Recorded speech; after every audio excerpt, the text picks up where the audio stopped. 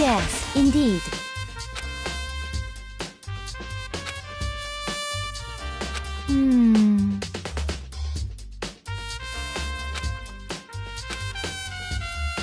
Indeed.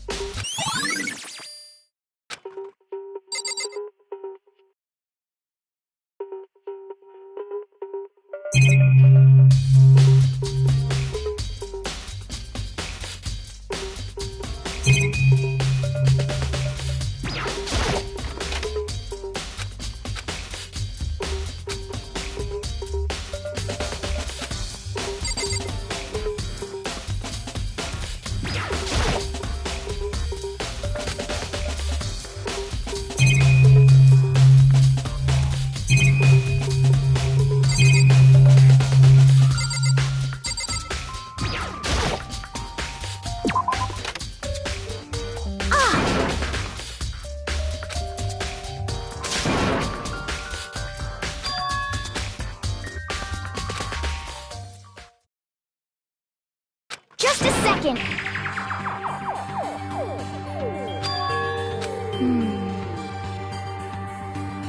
Okay.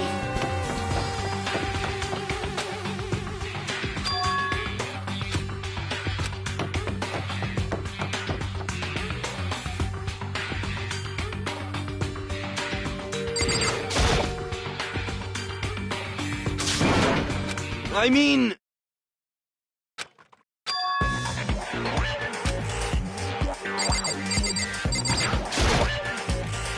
Huh? Oh, hey, Makoto. Huh?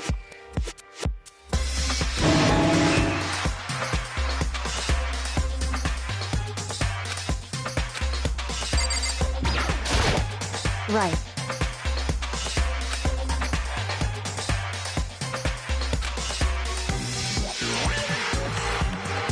Don't be mean!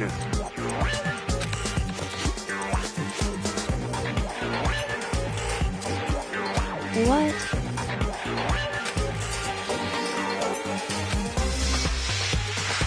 Wow.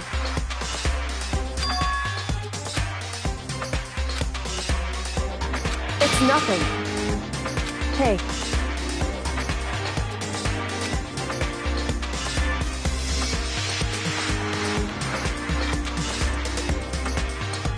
And? I mean...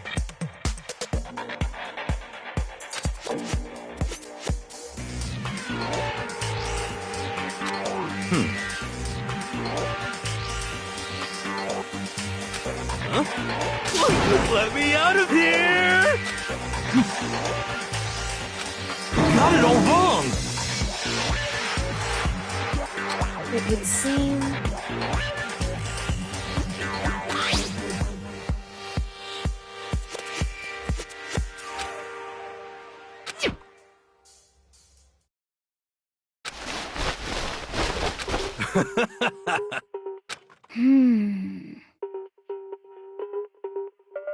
So then...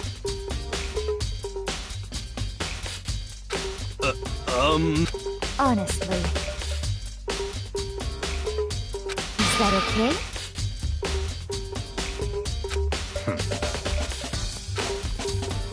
Could it be... That's terrible! Just the worst.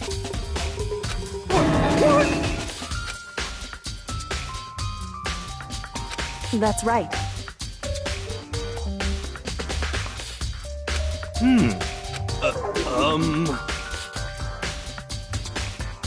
What the heck? Please! What are you saying?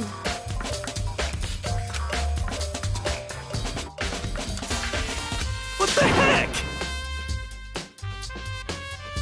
Okay. Huh. See? Look. See how loose it is? I mean, come on. I'm blind as a bat in here. Can't see my feet at all. I'm telling you, it wasn't me! And not to mention, you totally can't bend at the waist. Seems like a pretty obvious oversight. That's not a very nice thing to say. I mean, it's not like I made it. I just got caught up in the moment. Well, either way, now we know for sure, right? I mean, it seems pretty clear that nobody but Hiro could have fit into this dumb costume.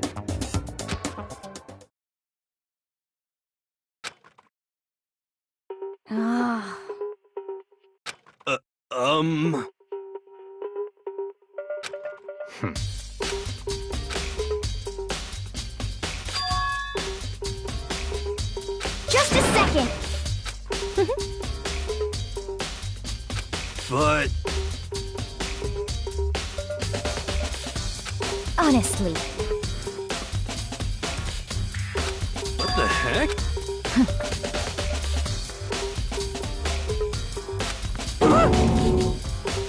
Just the worst.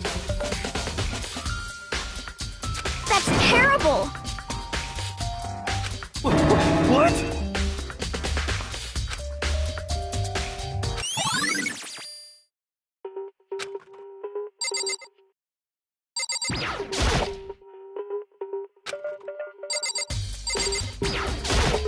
What the heck?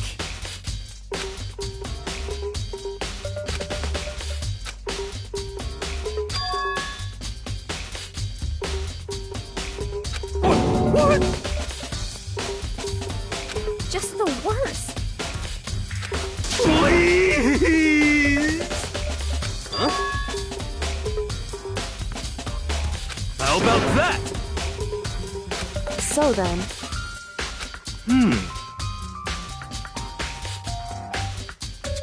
I'm at least 30% right! correct. Please! What the heck? Oh, so then.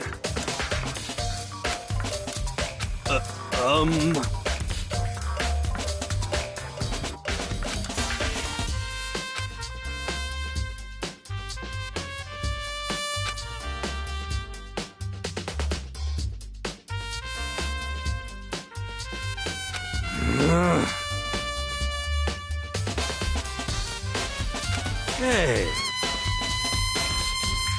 Just the worst. So,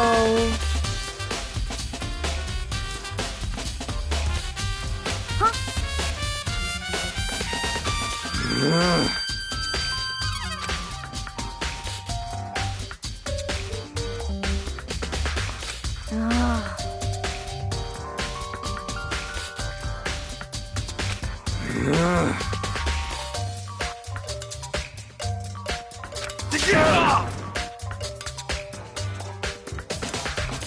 Ah. Don't be mean! Just a second. No way! Ah. Please!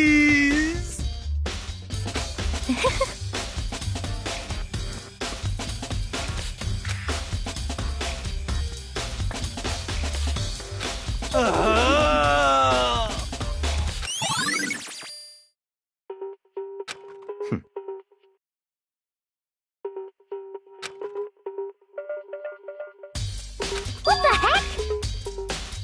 Ah! Just the worst.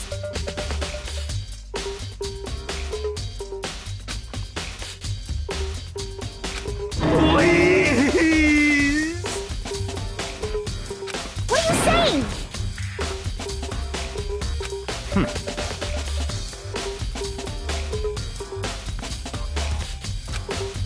What?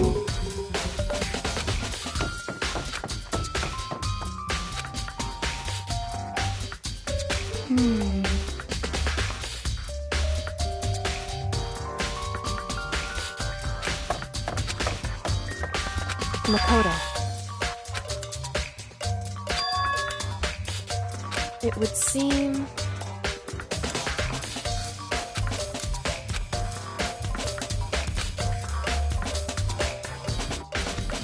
Why is that? Anyway...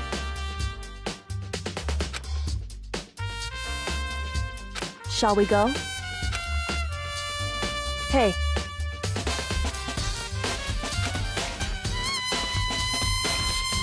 Correct. Hey. Anyway...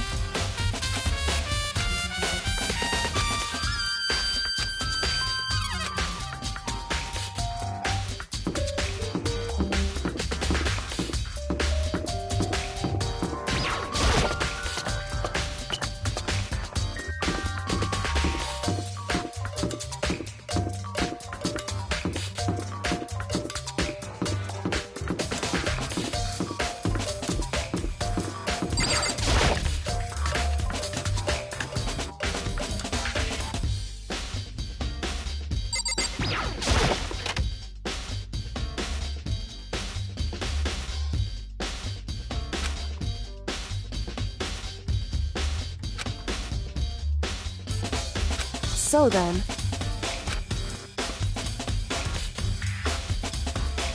I knew it.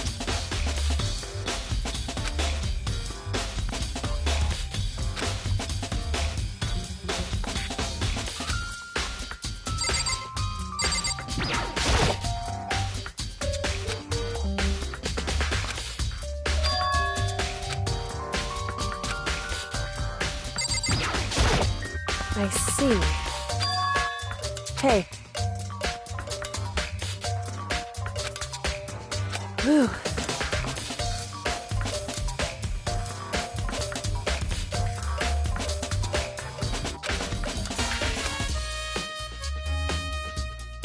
So then...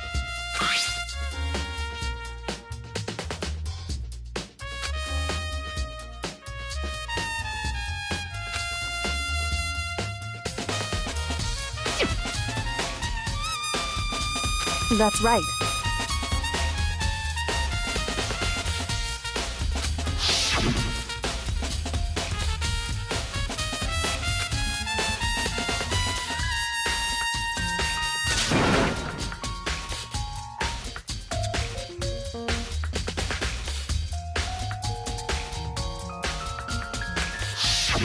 In other words...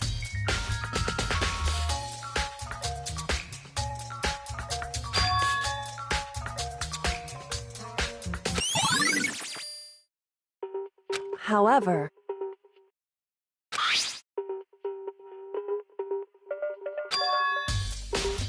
Makoto.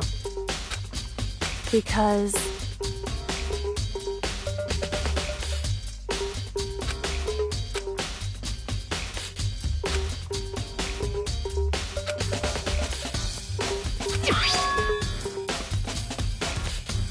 Hey.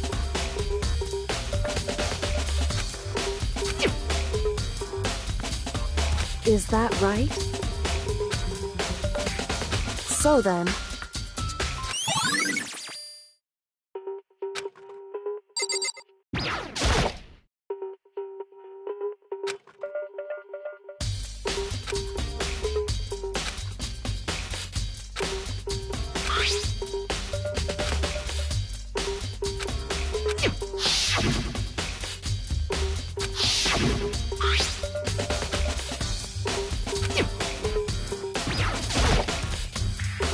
Indeed.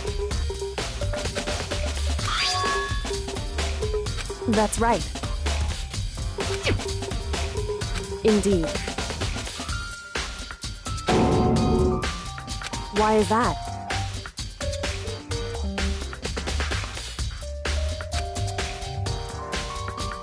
Hey.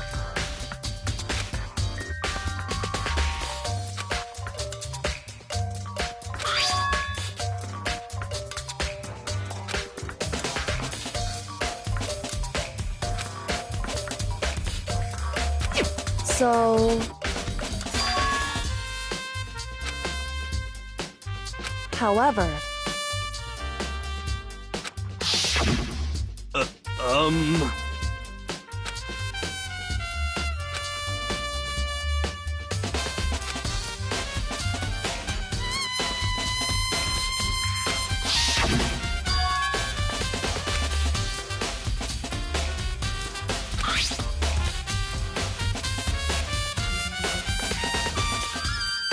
Is that right?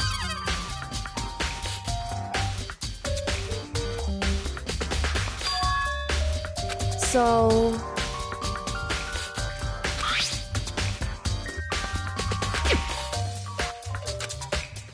Hey. So then...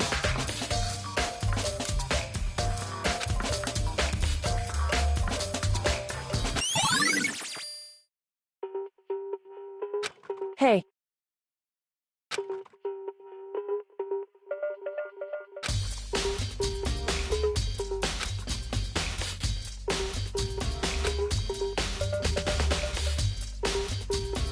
Is that right?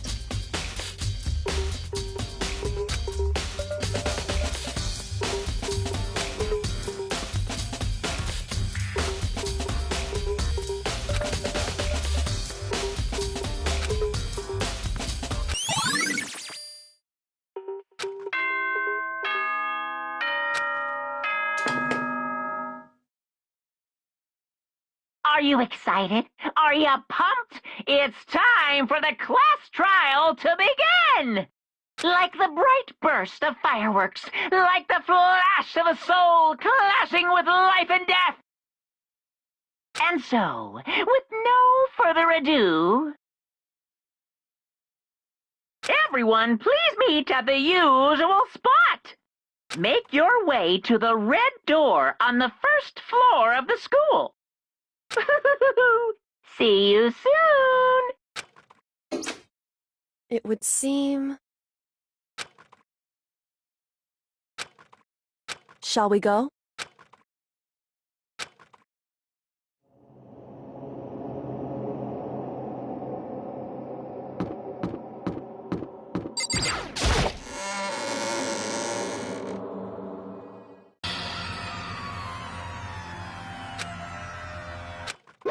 Monokuma appears!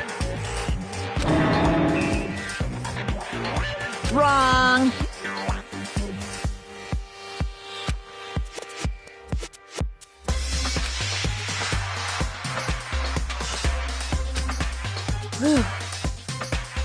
Boy, tough crowd. Stop talking. Okay. Hey! Hey!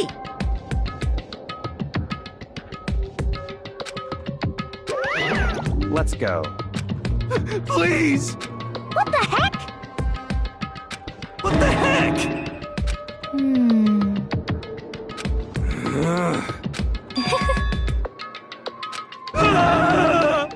Hey, That's right.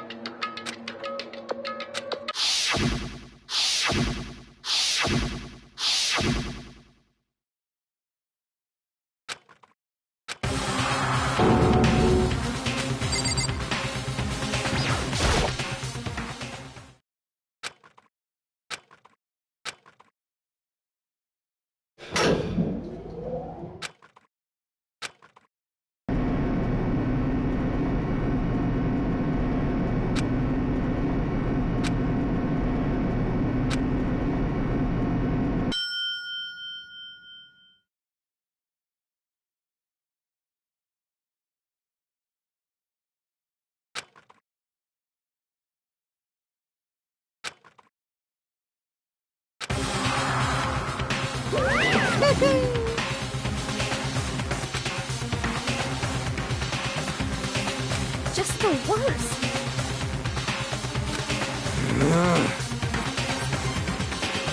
What? Come on.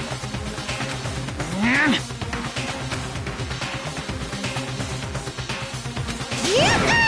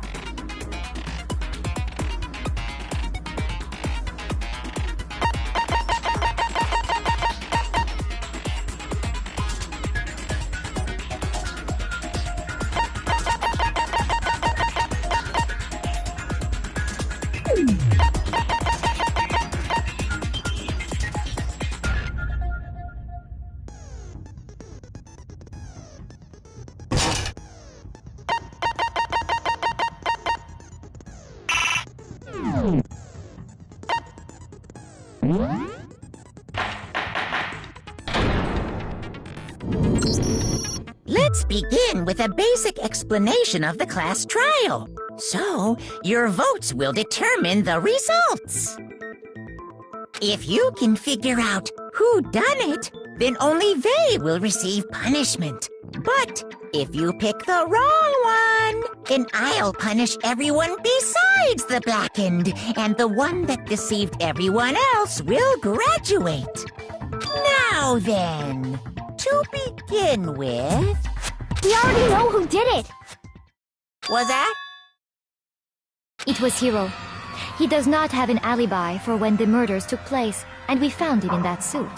Don't try and deny it! You killed them! I didn't! Someone knocked me out! I was asleep the whole time! I don't know anything about it! Shut your murdering mouth, murderer! Who are you calling a murderer? I am sorry to say, Hiro, but we do have evidence. Blueprint for the suit. Parts we assume were used to build it. And all of it was found in your room. You have to admit, the evidence is quite compelling. It points to you as having created the suit and wearing it while committing crime after crime. How many times do I have to tell you? I don't know!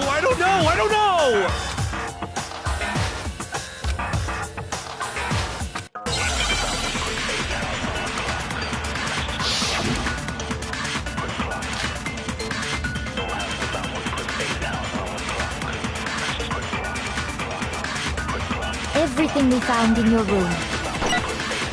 The blueprints, the suit parts, they are all proof enough that you are the culprit.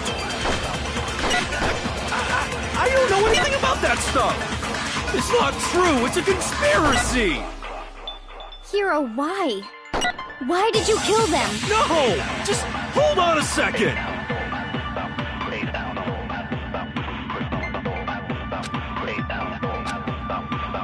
Everything we found in your room. The blueprints, the suit parts, they are all proof enough. No, it's wrong!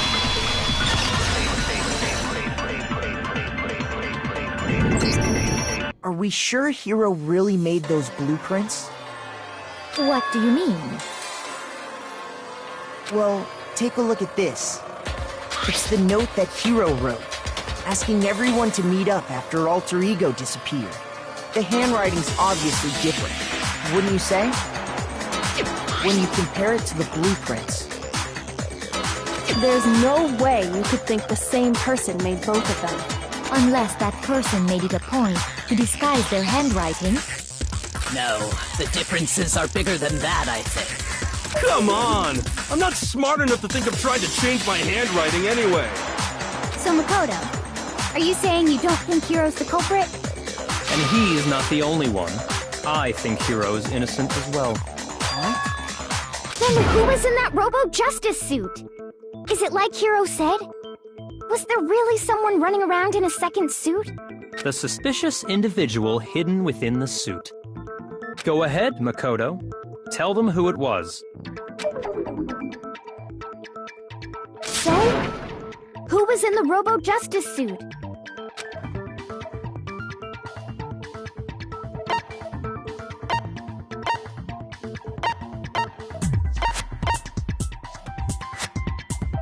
I got it! Other than Hiro, I can't think of anyone else it could have been. Obviously, he was the one in that particular suit, and we never found any kind of second suit. Then there can be no doubt.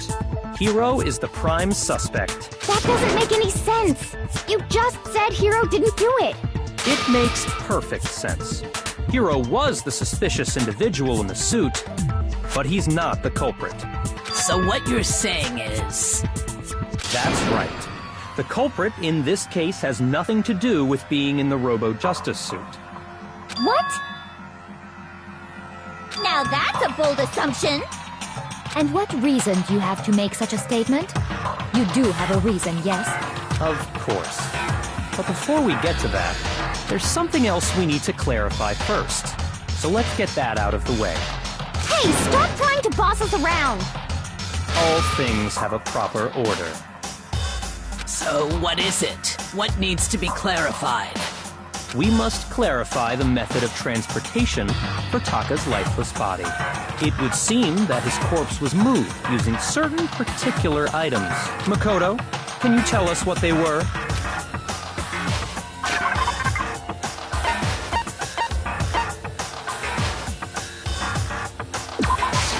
I got it!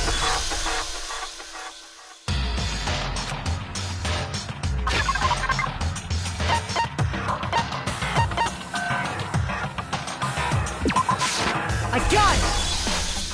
They were a dolly and a tarp, right?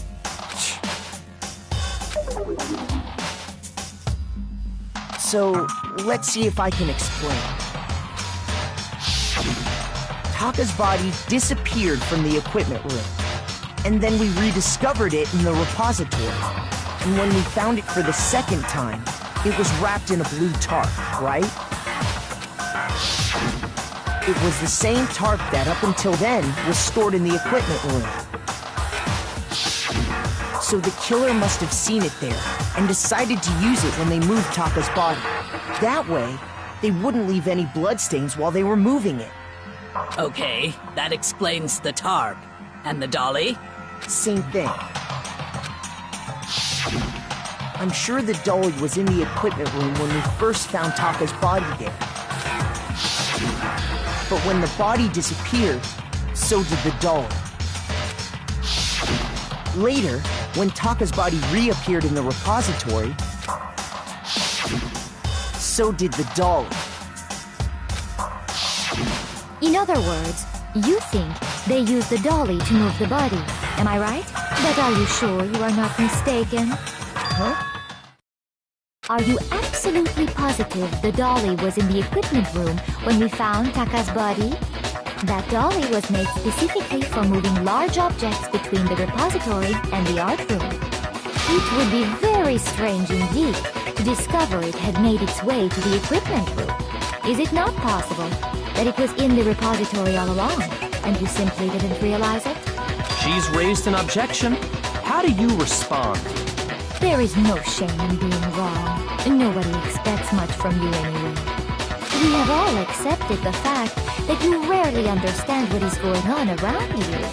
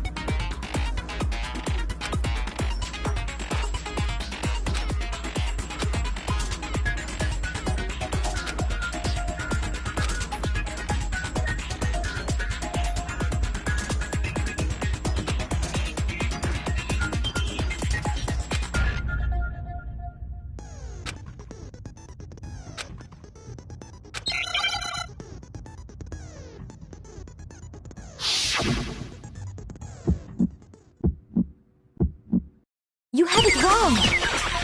I cannot agree! You are a fool! So pathetic! Lies will get you nowhere! Do your worst! Away with you! You miserable wretch! I cannot agree! You are a fool! Lies will get you nowhere! Do your worst, you miserable wretch! You have it wrong! I cannot agree! You are a fool! So pathetic! Lies will get you nowhere! Do your worst! Away with you! I cannot agree! This should prove it!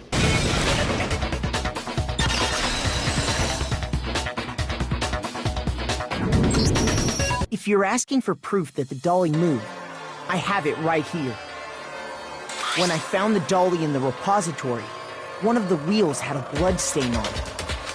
There was a pool of blood in the equipment room with a tire mark in it that matched the dolly wheel's tread. The killer probably rolled the dolly through the blood on accident as they wheeled the body out of the room. And as the blood dried on the tire, they moved the body into the repository. So there's my proof that the dolly was used to move Taka's body.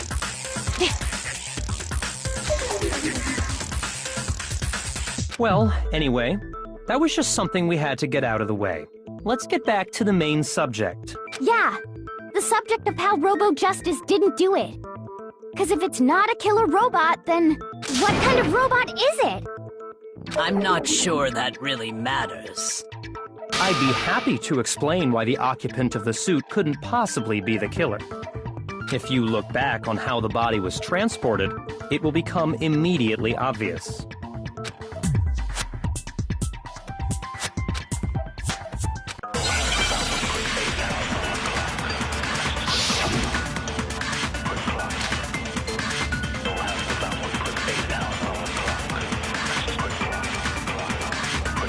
As we know, Taka was killed in the equipment room. And from there, the body was moved to the repository, correct? Yeah, the culprit wrapped the body in the tarp, then loaded it onto the dolly and wheeled it off, right? Now, keep in mind that the dolly doesn't have a handle. Well, yeah, but even without a handle, all you'd have to do is bend over. Then you could push the dolly no problem. So the killer imparted the body. If you accept, then you must realize that who... Sorry, I don't think I realize anything. As we know, Taka, and from there...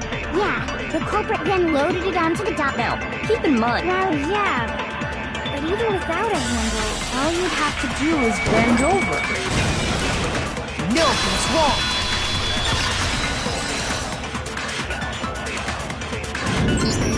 You're absolutely right that you could push a dolly without a handle if you stoop down low. But if you were wearing that suit, do you think you could actually get into a position like that? What do you mean? Think back to what you said when we were all checking out the suit together, remember?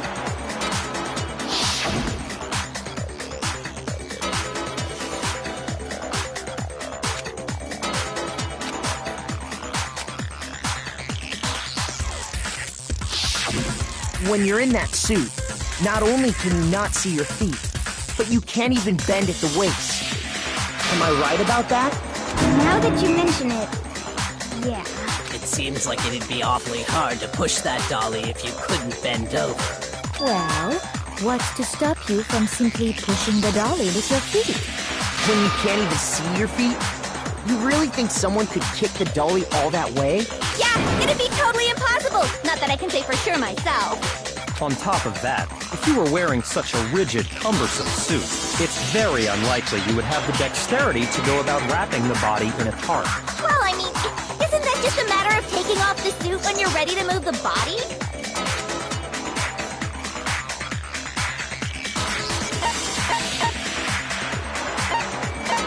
I got it! I don't think taking off the suit was an option. If you remember...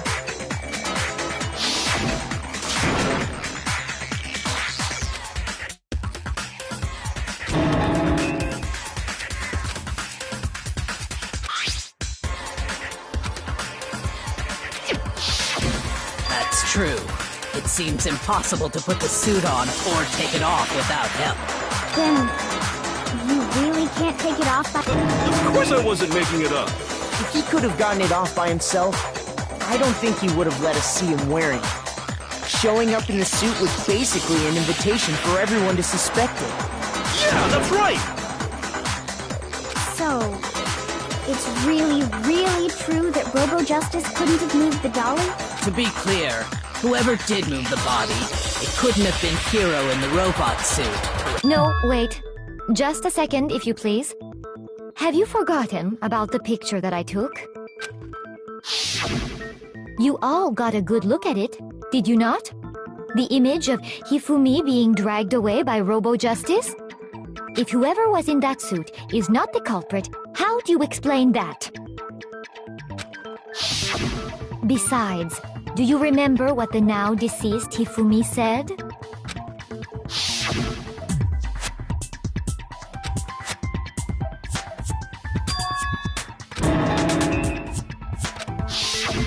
So long as those facts exist, the proper conclusion is beyond question. The individual inside the suit and the culprit are one and the same. It was Hiro, without a doubt. Yeah, that's gotta be right. Hold on a second! It's still far too early to reach that conclusion.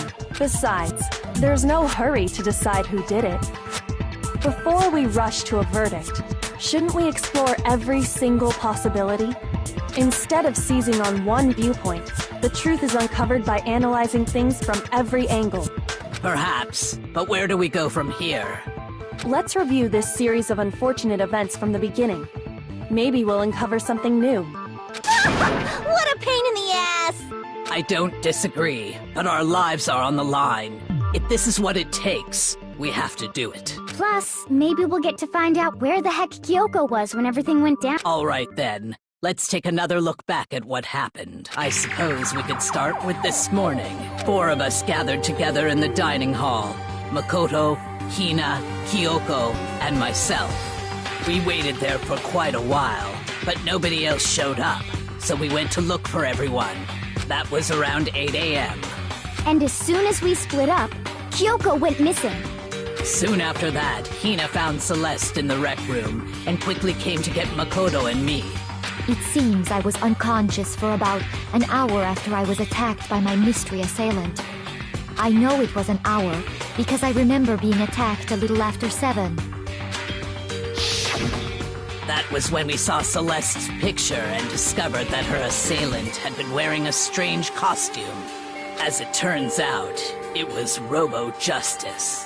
It also soon became clear that this same Robo-Justice had abducted Hifumi. We were soon joined in our search by Byakuya and Toko, and then went on to find Hifumi in the library. He was injured, so we took him to the nurse's office and resumed our search for the suspect. But not long after leaving the nurse's office...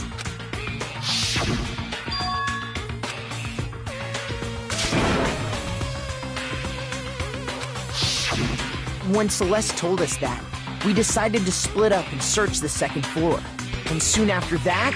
I saw someone moving around on the 3rd floor, and I yelled out to everyone as soon as I did.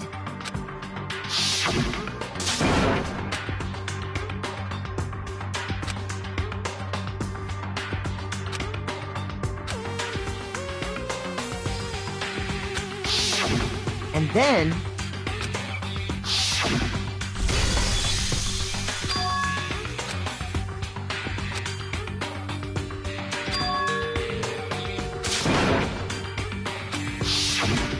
At that point, we decided to divide up into 2 groups. Celeste, Hina, and I went back to the nurse's office, while Sakura, Byakuya, and Toko chased after the suspect.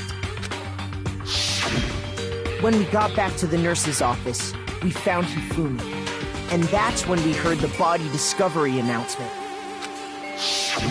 I left Celeste and Hina there and headed back to the 3rd floor to let...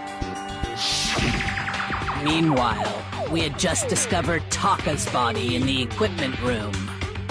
We must have found both bodies at almost exactly the same time, because we heard the same announcement not long after we discovered his body. And that's when I told you guys about Hifumi. Then the 3 of us headed for the nurse's office. But right after we left the physics lab, we ran into Celeste, who'd arrived after us, and she told us something very surprising.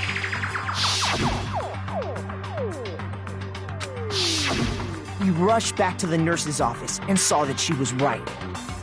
Then we remembered we'd left Toko passed out in the equipment room, so we hurried back again.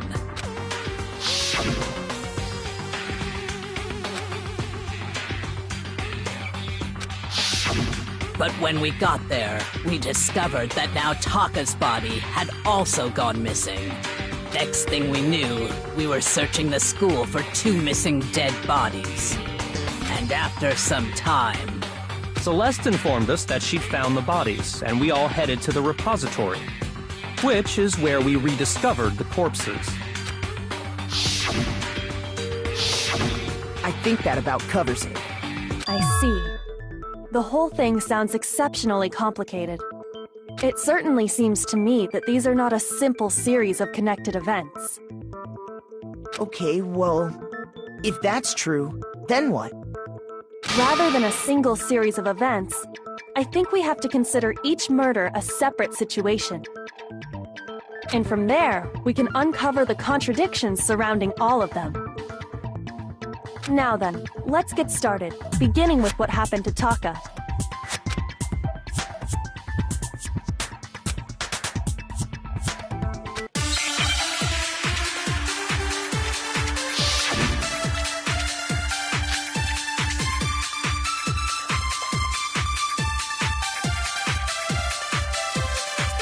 So, regarding Taka's death, I wonder if he died before Hifumi, or perhaps it was after?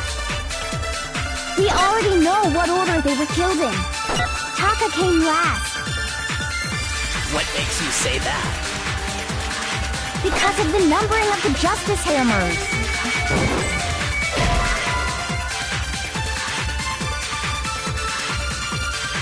Shoot! So, regarding I wonder if he, or perhaps it was after? We already know what order they were killed in. Taka came last. What makes you say that? Because of the numbering of the Justice Hammers. It's true that Hifumi was killed with Justice Hammer 3, while Taka's death came from a swing of Justice Hammer 4. See? So it's obvious Taka came after.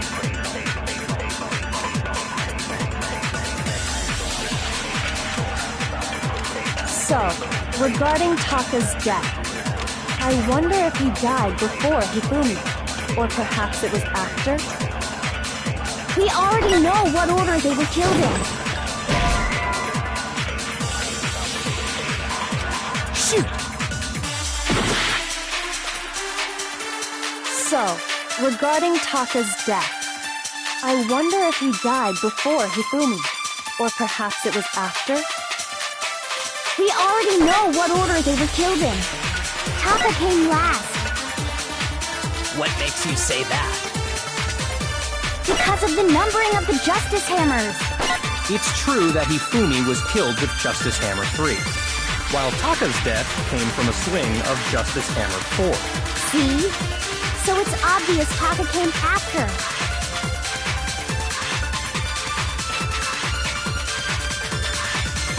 So, regarding I wonder if, or perhaps it was, we already know what order they were killed in. Taka came last. What makes you say that? Because of the numbering of the Justice Hammers.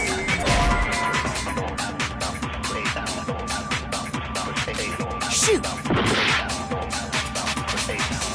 So, regarding Taka's death, I wonder if he died before Hifumi, or perhaps it was after? We already know what order they were killed in. Taka came last. What makes you say that? Because of the numbering of the Justice Hammers. It's true that Hifumi was killed with Justice Hammer 3, while Taka's death came from a... See? So it's obvious Taka came after. So, regarding Taka's death, I wonder if he died before Hifumi, or perhaps it was after? We already know what order they were killed in. Taka came last. What makes you say that? Because of the numbering of the Justice Hammer. No, that's wrong.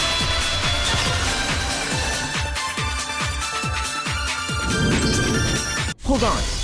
There's no reason to assume that the hammers were used in the same order as their numbers. If anything, that's just another way the killer tried to disguise their actions.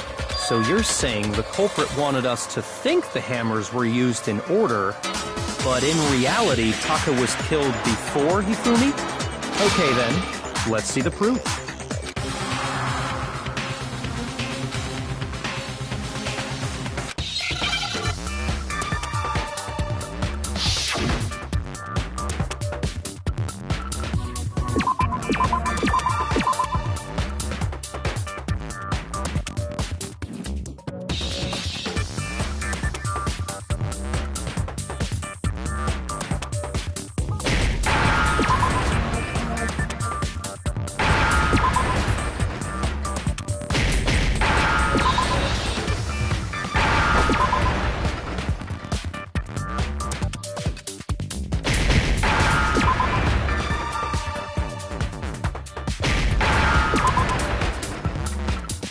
Now I understand!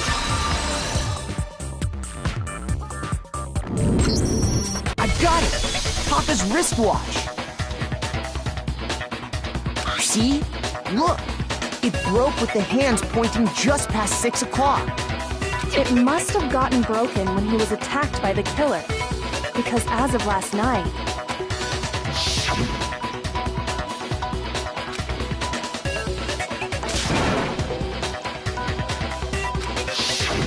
So if it wasn't broken after 6 last night, then he must have been attacked around 6 this morning. And that would be his official time of death.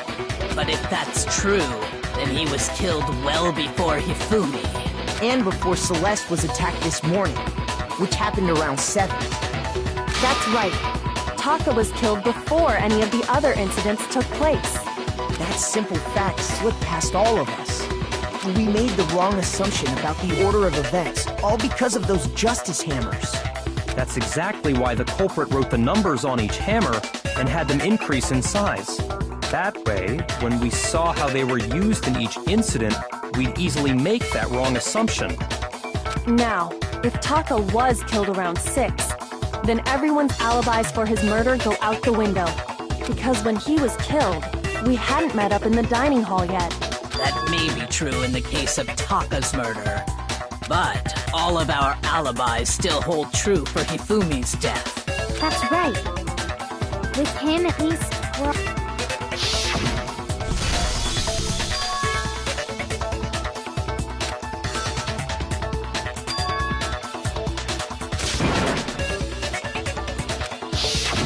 When we heard Hifumi screaming, we were all together. Then we all ran down to the nurse's office, and that's where we found his body. That's totally true. We're all in the clear. Oh, I know! They must have recorded him screaming on a tape or... If that's true, where's the tape? I don't know. Don't just go making stuff up. Anyway, we all have rock-solid alibis for when we heard Hifumi scream. Since all of us were there together, clearly none of us could have killed him. And it does not stop there. There was also the moment when we discovered his body had disappeared. When his body vanished from the nurse's office, Hina and I were in the bathroom together, while everyone else was in the equipment room, correct? And then there's the disappearance of Taka's body from the equipment room. At that time, we were all gathered together in the nurse's office because of Hifumi going missing. Well, don't forget, I was passed out in the equipment room the whole time. Wait, then what if Genocide Jill did it? She could have dragged Taka's body out of there right then! Even if she could pull that off, there's no way she could have done the same with Hifumi's body. Because, as we just established, she was passed out in the equipment room when his body disappeared. Besides, I didn't do either of them anyway. In other words, it is impossible that any of us could have killed Hifumi or moved either of their bodies. On the other hand, Hiro and Kyoko had disappeared, so they most certainly could have done those things. For now, we can't get fixated on who did it, or we'll just keep going around in circles. So instead of who, I propose we start talking about how. In particular, I think we need to figure out how Hifumi's body got moved. That's true. We searched everywhere, but we couldn't figure out how to explain his body disappearing. And according to what Celeste said,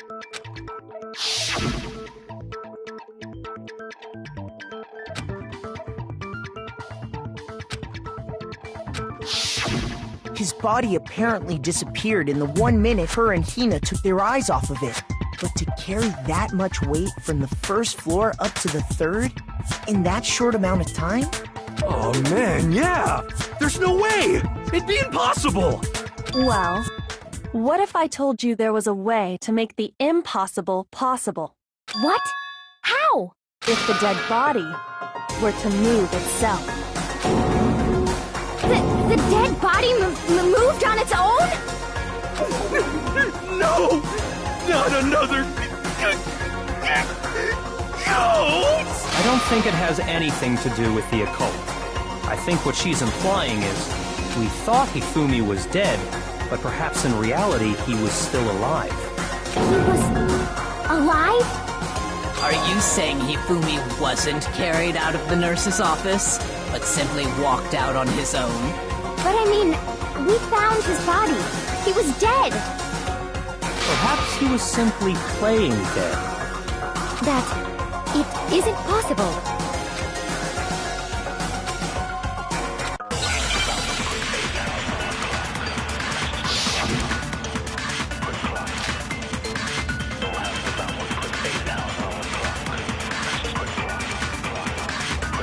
Are you saying that when we first found Hifumi in the nurse's office, there's a chance he was actually still alive? No, it is impossible. Hifumi was dead, without a doubt. And you know that how?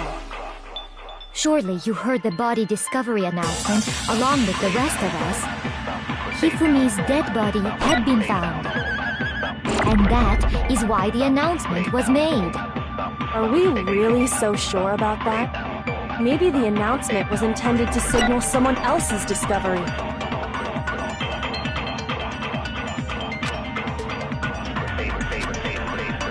Are you saying that when we first found Hifumi in the nurse's office, there's a chance he was actually still alive? No, it is impossible. Hifumi was dead, without a doubt. And you know that how? Surely you heard the body discovery announcement along with the rest of us. Hifumi's dead body had been found. And that is why the announcement was made. Are we really so sure about that? Maybe the announcement was intended to signal someone else's discovery. Are you saying that when we first found there's a chance he... No, It is Hifumi was dead. And you know that how? surely you heard the body discovery announcement along with the rest of us. Hifumi's dead body had been found. No, that's wrong!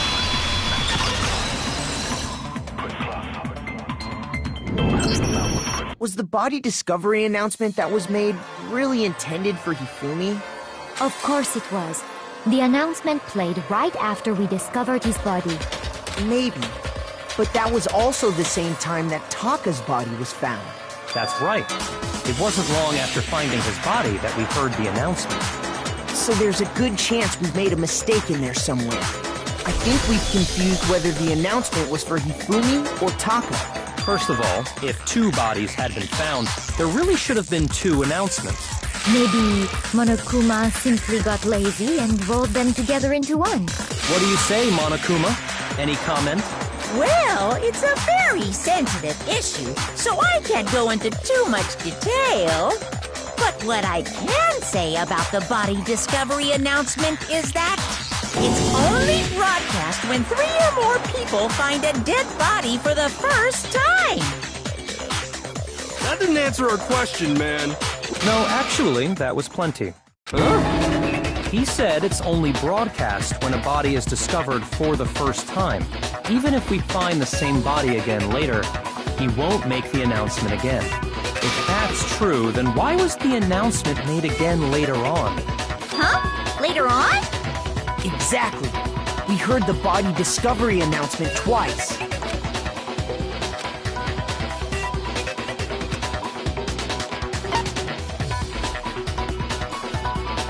I got it! We heard it a second time in the repository, when we rediscovered the two bodies.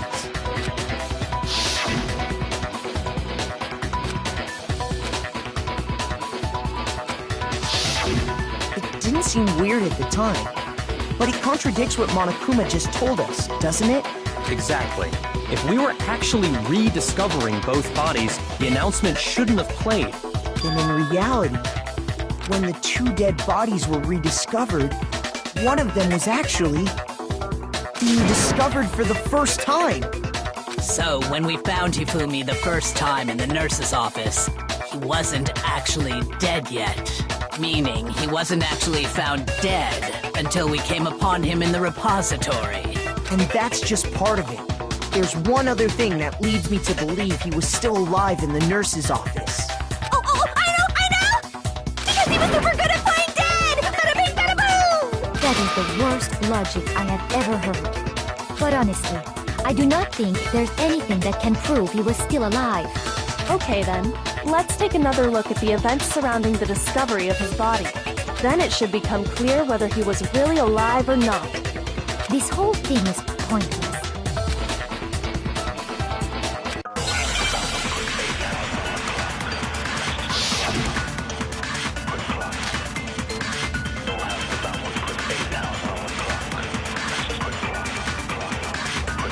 Well, here's one thing we do know. The first time we found Hifumi's body was in the nurse's office. And then, while me and Celeste were in the bathroom, his body disappeared. And the next time we saw his body, it was in the repository.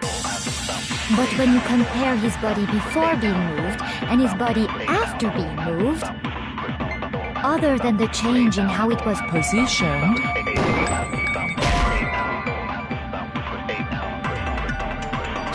shoot! Well, here's one thing we do know. The first time we found it, and then his body disappeared. And the next time we saw his body, It was in. but when you compare his body before, other than the change in how it was, there was no notable difference. No, that's wrong!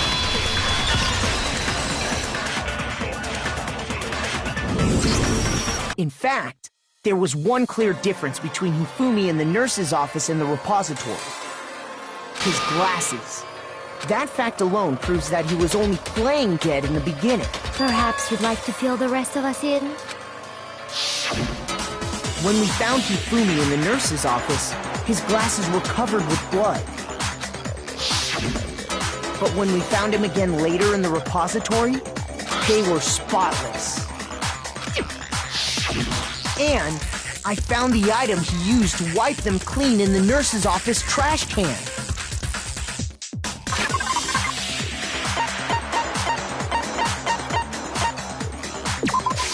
I got it! It was a glasses cleaning cloth featuring a certain cartoon mascot. One look at the bloodstain on the cloth should make things clear. This piece of cloth was used to wipe Hifumi's glasses clean. And the mascot on the cloth is the same one that's on the digital camera, right? And whose digital camera was it? Hifumi's, of course. The character was Princess Piggles. I highly doubt anyone but Hifumi would have brought something like this to school. I see your point. And the only people here who wear glasses are...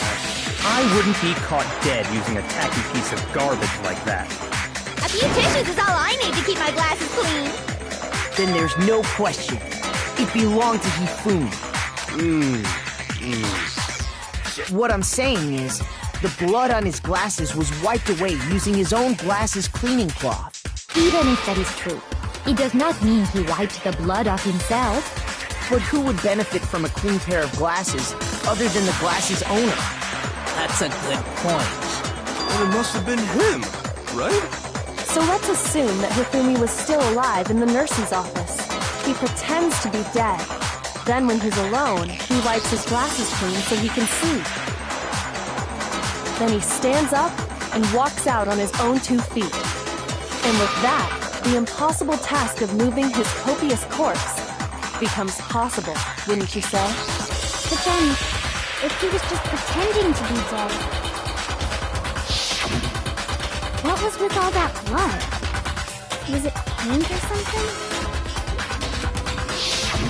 The fridge in the nurse's office contains packs of blood for emergencies. He probably used one of those. He figured if he was gonna play dead, he should go all out, so he just dumped it everywhere! But he got crazy with it and had to wipe his glasses off when he was done! God, what an idiot! And if Hifumi was still alive at that point, the disappearance of Taka's body is easily explained. It should be perfectly obvious who must have moved Taka's corpse.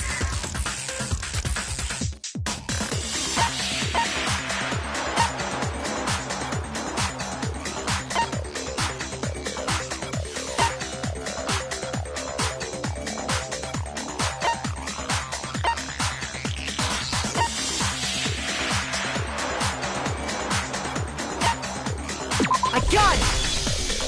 It could only have been Hifumi. While we were all gathered in the nurse's office, he went to the equipment room and took Taka's body. That also explains how the door to the repository got locked. The door was locked? Well, after the bodies disappeared, we all went looking for them, right? So me and Sakura headed for the repository. But when we got there, the door was locked. And the repository door can only be locked from the inside. Which means, when Hina and Sakura got to the repository, someone was already inside. And it could only have been Hifumi, who just finished stashing Taka's body there. He convinced us all he was dead, and when he saw his chance, he dragged Taka's body to the repository. So, Hifumi wasn't just another victim in this case. He was one of the assailants. But that means he took part in the murders. I just can't believe it. If you're having trouble, would you like me to show you one more piece of evidence? There's more? Oh, absolutely. The single biggest fact pointing to his involvement has yet to be revealed. You know what I'm talking about, right, Makoto? The item he took off of Taka's lifeless body?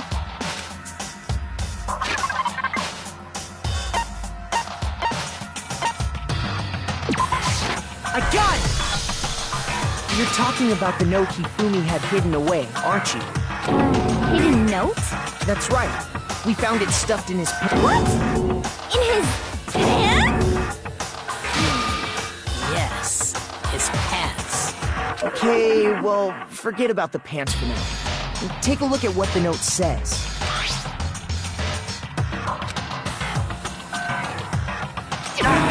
That's the note I was telling you about. The one that told me where to go. Huh? Wait, this one's a little different. In my note it said, Monokuma can't find out, so don't tell anyone else for now. Let's meet in the rec room at 1 a.m. I see. Then this note isn't the same one Hiro got. It's not the same? In other words, the killer got in touch with another person besides Hiro, and that person could only have been... I got it! That's right! Taka! The killer used this note to draw out Taka and murder him. Hello? Over here! Objection! I don't really understand what's going on, but Hifumi had that letter, right? So whoever wrote it wasn't drawing out TikTok, they were drawing out Huffy! Just to be clear, TikTok is Taka and Huffy is Hifumi, right? Oh, yes! Why must you ruin it every time?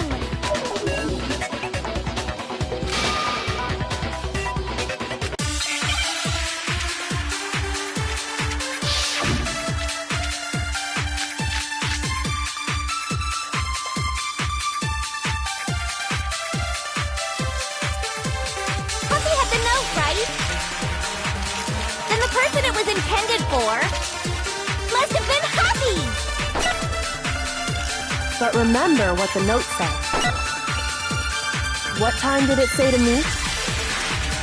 6 a.m., I believe. The time doesn't matter! The note has nothing to do with TikTok!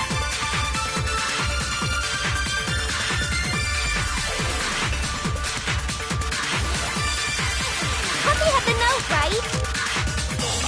Then the person it was intended for must have been Huffy! But remember what the note said. What time did it say to meet? 6 a.m., I believe. The time doesn't matter! The note has nothing to do with TikTok! No, that's wrong!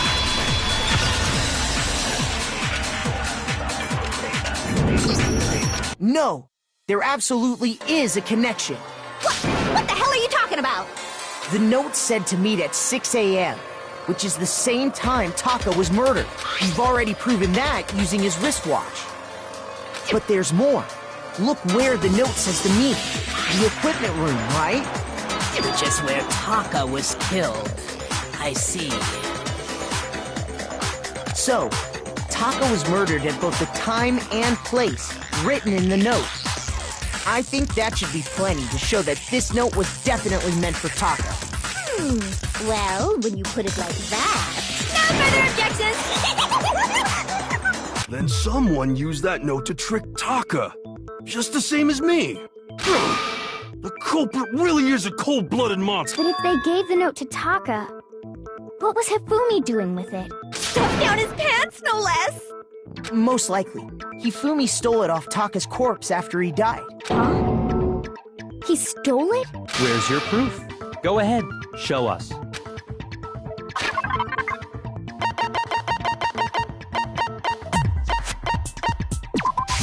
I got it! When I searched Taka's body, I saw that his lifeless hand was gripping a small scrap of paper. If I'm right about this, the sheet of paper this piece came from... I knew it! It fits perfectly with the note we found hidden on Hifumi. Then Taka's scrap and Hifumi's note... Yup, they're from the same piece of paper. Hifumi had the note meant for Taka, while Taka's corpse still grasped a small piece of that note. There's only one way to explain it. Taka died clutching the note. Hifumi tried to free the note from his death grip, leaving behind only one small scrap. Did I get all that right? That means Hifumi knew the note was important. Exactly, which proves that he was an accomplice in the murder. Whoa. Yeah. After seeing all this, Hifumi was super involved in this whole thing for sure. In fact, he was behind the whole thing. In fact, he's still alive! Sorry, no. When we found him in the repository, Hifumi was truly and completely dead. The second body discovery announcement proves that. So then, who killed Hifumi? Whoever did is the mastermind, the true killer. He was killed in the repository, so he must have been killed not long after transporting Taka's body. So, he must have been killed after Taka's body vanished, but before we found both bodies in the repository. During that time, we'd all split up and were searching for Taka's missing body. In other words, during that time, none of us have alibis. Wait, but me and Sakura were together. Stop trying to steal the spotlight, you stupid walrus! Who are you calling a walrus? Anyway, when they were killed bothers me too. But there's something that's been bothering me even more. And what might that be? The weapon they used to kill Hifumi. The weapon? Yeah, because I mean, according to the Monokuma file, the way Taka and Hifumi were killed was almost the same, with them having similar fractures and all. But Justice Hammer 3 and 4 were still laying around in the nurse's office and equipment room, right? So if Hifumi was killed in the repository, the culprit would have had to grab one of the hammers, kill Hifumi, then put the hammer back where they found it. But wouldn't that be seriously risky for him? I'm surprised. It seems there's some semblance of a brain knocking around that skull of yours after all. Hell yeah, it's packed in there good and tight. He's right, though. I don't understand it either. The Monokuma file makes it clear that they were killed using similar instruments. But if the hammers were already laying around those other rooms... So the question is, how could the culprit have gotten their hands on either of the hammers? Personally, I haven't a clue. So which hammer was used to attack Celeste? Number 1 or number 2? Those were accounted for in other rooms too. And I don't think either one is big enough to kill someone. Then... Is it not possible they used a different weapon? I don't think it is possible. They were both killed with the same kind of thing, right? So then, what was used to kill Hifumi?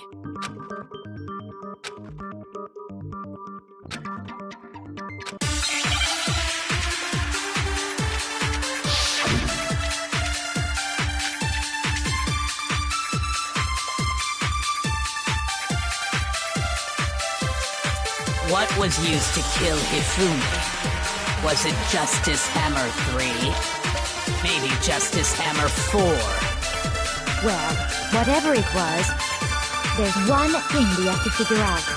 How was the culprit able to move around so freely with the weapon? How did nobody witness them carrying it? Sounds like a Justice Hammer 5 is about to make its appearance! Check out murdergear.com/hammertime for more info! Well, one thing seems pretty clear. The murder weapon had to be one of the Justice Hammers! No, it's wrong!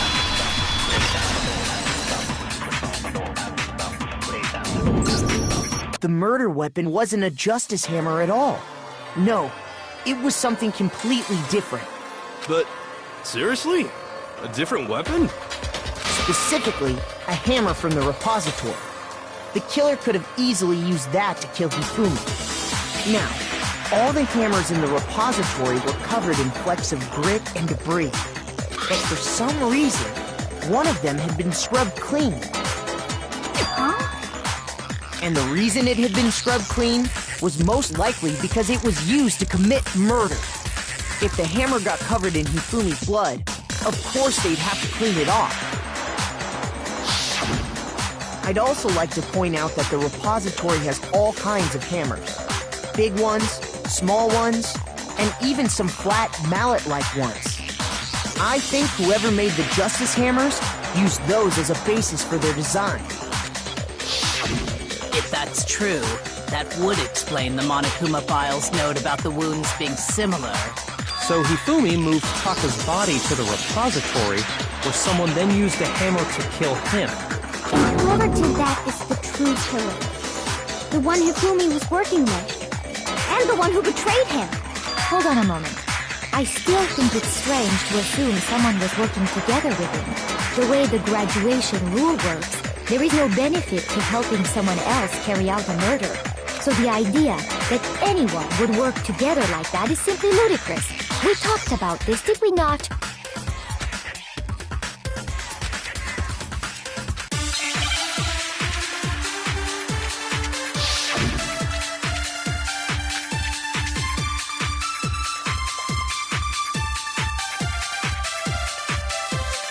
Based on the rules that have been laid out for us, even if more than one person is complicit in the murder, only the one who actually carried out the act can graduate and survive. Assuming the rule holds true, it is simply impossible that two people work together on this. That is how the rule was explained to us. But that only really applies if there's one murder, right? In this case, however, there were two murders.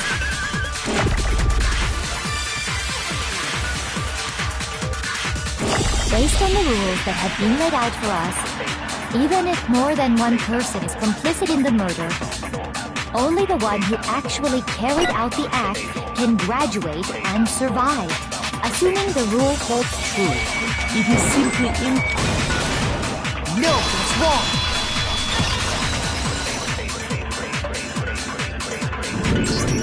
Since there were two murders, it's at least plausible that more than one person was involved. What do you mean? If there'd only been one murder, then yes, the idea of an accomplice isn't really worth considering. Naturally, if only one person can be saved per murder, an accomplice has no risk versus reward benefit. Risk versus reward benefit? The payoff for working together. The reward that balances out the risk of taking part in a scheme. There's no point in being someone's accomplice if there's no benefit to you. However, if there were some potential mutual reward for the risk, then cooperation becomes possible. You're saying that two people could act as each other's accomplices to commit two separate murders. I think that's what the true killer told Hifumi. They would each have an accomplice for their crime, and based on the case's events, Hifumi would have been the first one to act, murdering Taka. They made him carry out the first murder so he couldn't back out of helping them later on. So in this case, there wasn't one single person committing multiple murders. Instead, each person killed someone, creating two separate incidents. And it only looked like one person because that's how the true killer designed it to look. A single suspicious individual, a similar weapon used in each crime. Just by creating one seamless set of circumstances, they made it look like one person was behind it all. The mastermind picked their target and managed to convince him to go along with their plan. And then, to avoid the no accomplices rule, they simply killed their accomplice. Which, if true, means that betraying Hifumi was part of the plan from the very beginning. That's just awful! How could anyone be so cruel? You think so? I can't help but admire its cunning. Still, their choice of accomplice seems odd.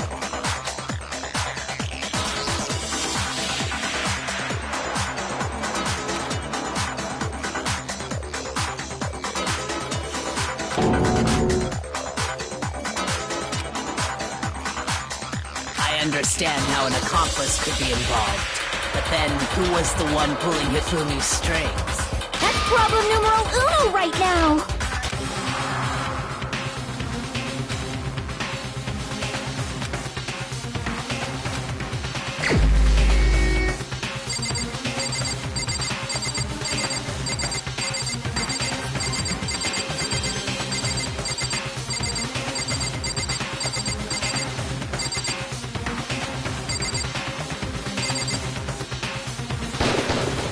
Here's my answer. It was Celeste. Ah, so I'm the suspicious individual now, am I? I really do hate this kind of joke. A joke? I wonder. So what you are saying, then, is that I specifically chose to work together with Hifumi. The idea that I would choose to spend any amount of time interacting with him, that I would go within 10 feet of that shit-for-brains, that lazy, worthless, goddamn idiot! Pardonnez-moi. Just to be clear, there is evidence to support it. Is that so? It is. Throughout the investigation, there was certain behavior that was common only to the two of you. Considering what we've learned so far, it only further proves that the two of you were working together.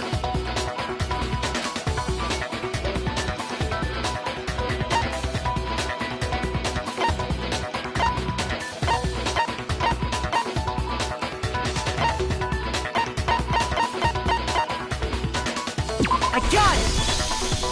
The behavior they had in common has to do with the suspicious individual in the suit, doesn't it? The only ones who ever actually saw Robo-Justice firsthand were Celeste and Hifumi. Shush, the adults are talking now. Sorry. As he said, only Celeste and Hifumi ever laid eyes on the costumed individual. If we accept that Hifumi was one of the culprits, we can't help but suspect what Celeste has said as well. Are you saying everything they told us was a lie? After taking Hifumi to the nurse's office, we all began our search for this individual, correct? And not too long after that, do you remember what Celeste said?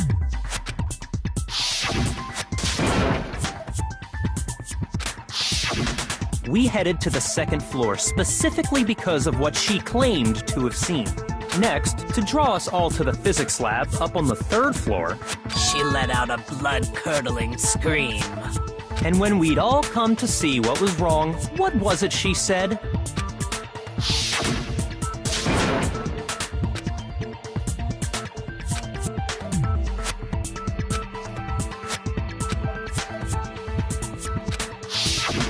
Once she'd done her job of getting us all up to the physics lab, it was time for her partner to get to work.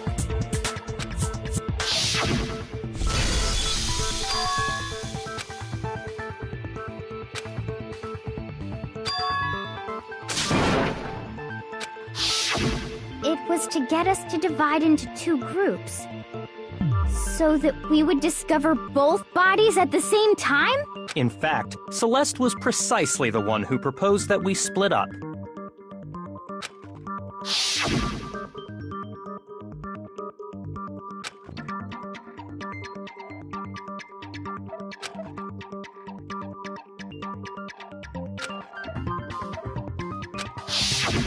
Well, if Celeste and Hifumi were working together, all those chance events suddenly become connected.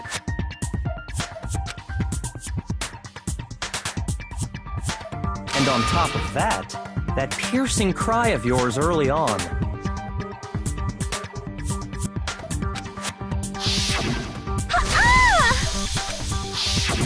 That was to signal Hifumi, wasn't it? It was your way of telling him, we're on the 3rd floor, everything's going according to plan. Why else would you let out a scream that could have carried across the sea? I just realized another strange thing. When we found Hifumi in the nurse's office, who we now know was only pretending to be dead,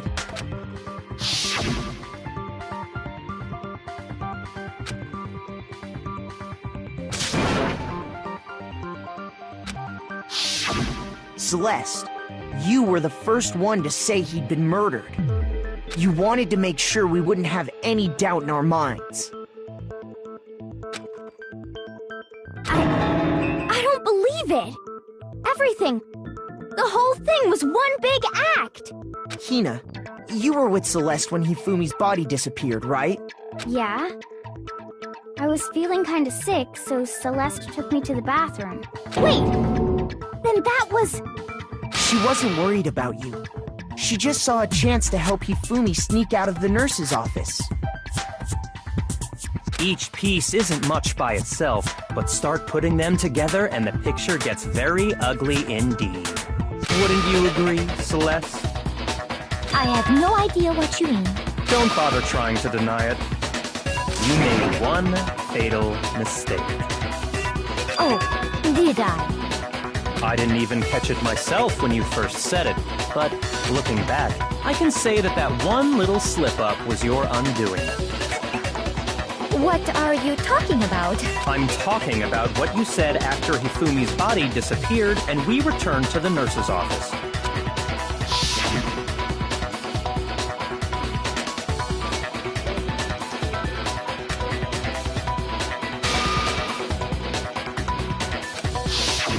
I remember her saying that too, but I don't understand what's so strange about it. Then pay attention.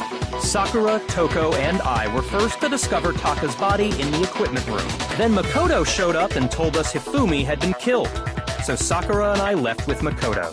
Once we were in the hall, we ran into Celeste, and the 4 of us headed to the nurse's office. Now, the entire time we were together, none of us said anything about Taka being dead. Think about it. Celeste's comment doesn't make sense. It was completely out of place. Yeah, I see what you're talking about. Oh, you hear that, Celeste? Everyone's having some trouble understanding. Could you repeat what you said? If you're really not the culprit, you shouldn't have any problem repeating it, right?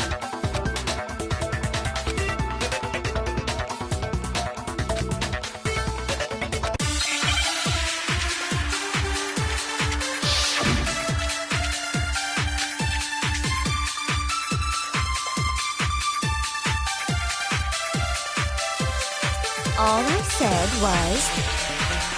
They must really be enjoying this. Enjoying the sight of us standing around, frightened and confused. They must be positively elated. We are all going to die here. We are going to die, just like those guys died. And that is all I said. And that's all it takes to finish this. It's obvious, isn't it, what was so strange about Celeste's comment?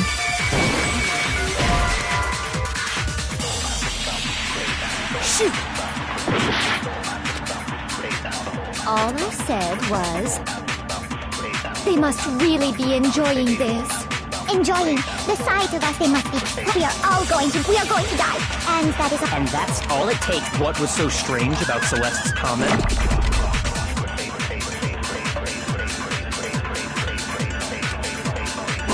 All I said was, they must really enjoying the sight of us. They must be. We are all going to die here. We are going to die, just like those guys.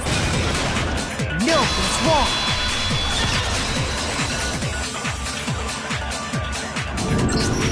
That's right. There's no reason Celeste should have said, just like those guys died. When she said that, None of us had told her Taka was dead. Exactly. And we didn't run into her until after we were all out in the hall. So there was never any chance for her to have seen his body in the equipment room for herself. So how did you know, Celeste? How did you know more than one person had been killed? And how did you know they were both guys? Because Kyoko had also disappeared, right? So she could have been dead too. You all have such vivid imaginations. You know that? Imaginations? You claim that I was lying when I told you about the suspicious person I saw. Then what about the picture I took? How do you explain this picture of the costumed villain dragging Hifumi away? It has to be some kind of setup, right? So let's put the suit on. And then... Have you so quickly forgotten? You are the only one who could have possibly fit into that suit. Plus, I happen to know that this particular camera does not have a timer. In other words, it is an unassailable fact that this is a picture of Hifumi being dragged away. If everything I told you was a lie, how can this picture exist? Simple. Are we sure that's really a picture of the suspect dragging Hifumi away? What could you possibly mean by that? Surely there are other explanations than the one you've offered up. No, there is no other explanation.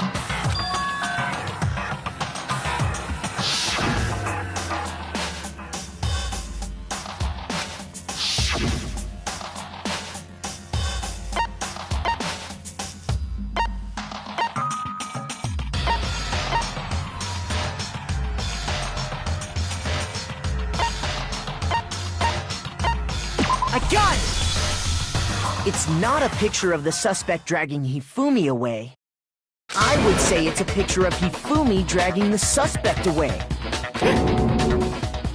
That's certainly within the realm of possibility. The one being dragged off in that picture isn't Hifumi, but the person in the robot suit. We've simply been led to believe that it's the other way around. And the strange costume might only exist to lead us astray even farther. If you saw someone wearing something like that in this situation, of course you'd notice and be suspicious. That's what happened! You put me to sleep and made me out to be the bad guy in all this! Such a thing is utterly impossible. Hifumi was dragging him away? Ridiculous. Is it? I don't think it's ridiculous at all. Then shut your mouth and allow me to educate you.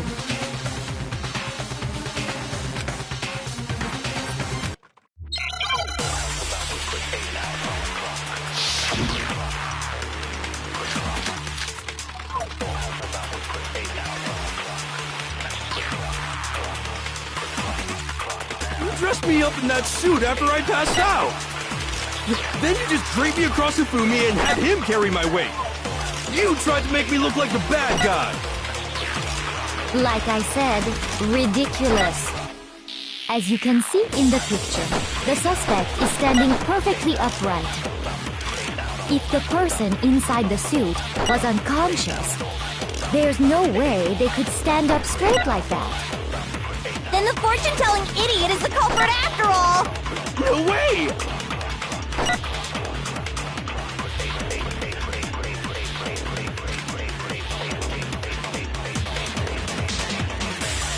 You dressed me up in that suit after I passed out! Then you just draped me across Hifumi and had him carry my weight! You tried to make me look like the bad guy! Like I said, ridiculous. As you can see in the picture, the suspect is standing perfectly upright.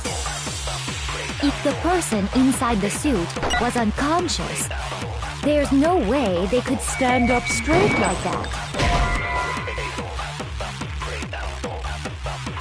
Shoot! You dressed me up in that suit after I passed out! Then you just draped me across Hifumi and had him carry my weight! You tried to make me look like the bad guy! Like I said, ridiculous. As you can see in the picture, the suspect is standing perfectly upright. If the person inside the suit was unconscious, there's no way they could stand up straight like that. No, that's wrong!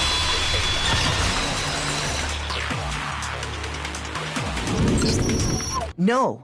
Even if the person inside the suit were unconscious, they could still stand up like that, because that Robo-Justice suit had a certain characteristic.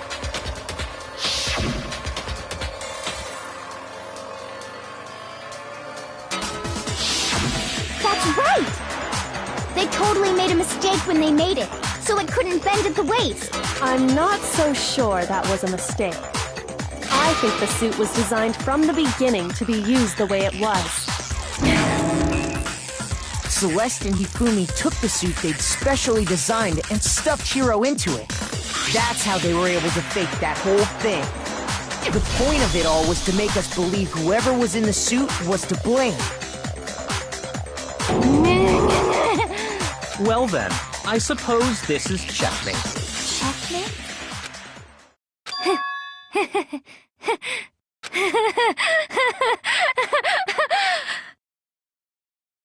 Don't make me laugh, you idiot! What do you mean, checkmate? Celeste? Clearly, you want to cram me into your little guilty box. Well, there's one little problem. Have you already forgotten what Hifumi told us as he lay dying?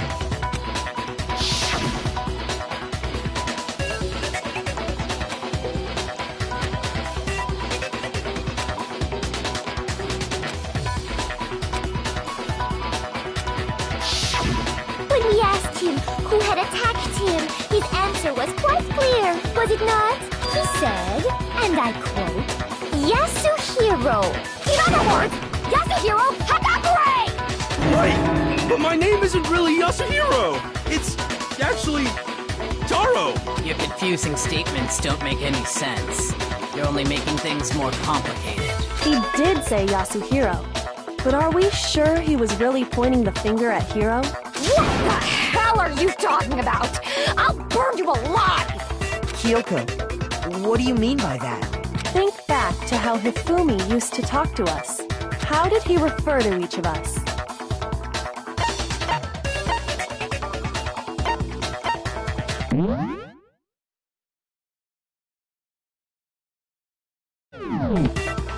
I got it! That's right!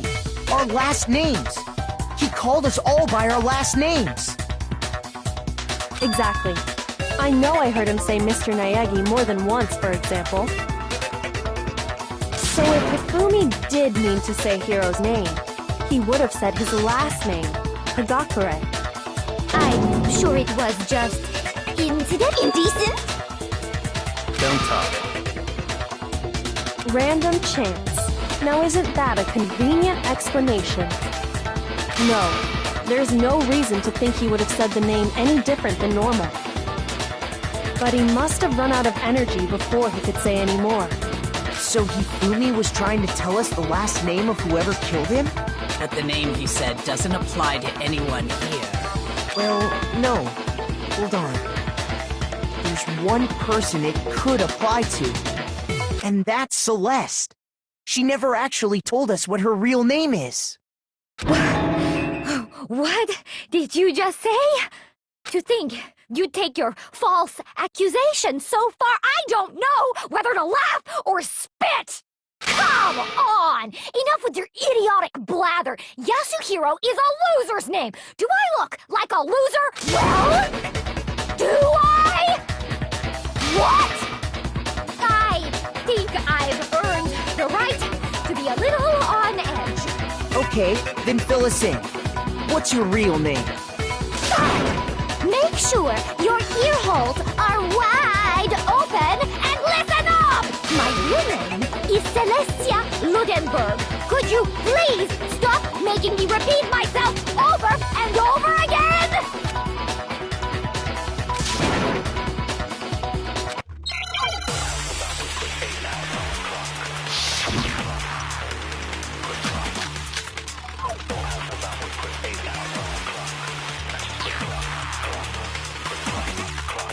Hifumi was trying to tell us something. He wanted us to know the killer's last name, Yasuhiro. If there's one person here who might have that last name, It would have to be you, Celeste. You haven't told anyone what your real name is. how many times do I have to tell you? My name is... Celestia Ludenberg, god damn it! How long do you plan to go on pretending? I'm not pretending. It's the truth. And since you have no way to contradict me... No, what's wrong?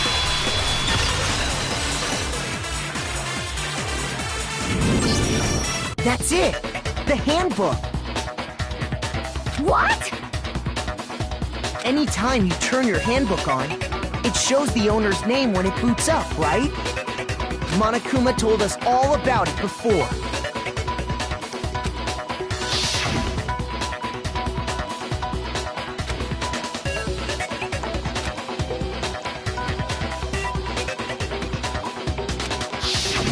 So all we have to do is check her handbook, and that'll clear up everything. That's how we can find out Celeste's real name. That's an invasion of privacy. I refuse to cooperate. Celeste, can you please just tell us what really happened?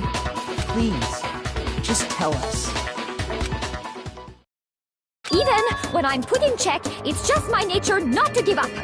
Because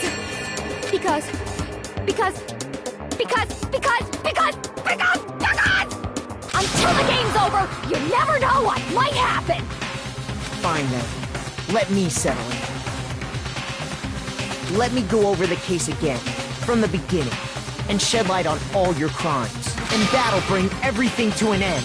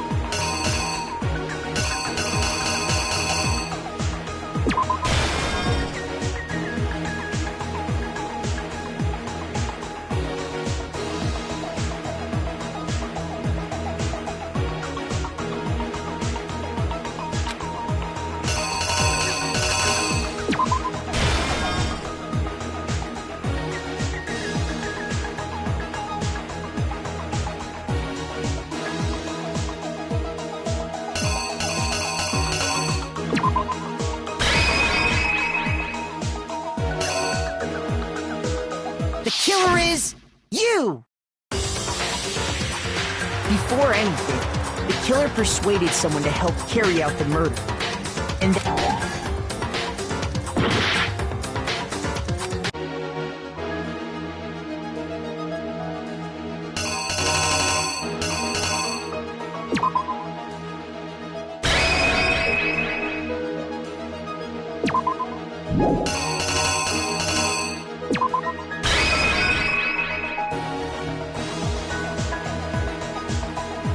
killer is you!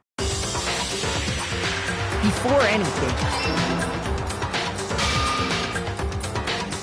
Hifumi, with an accomplice.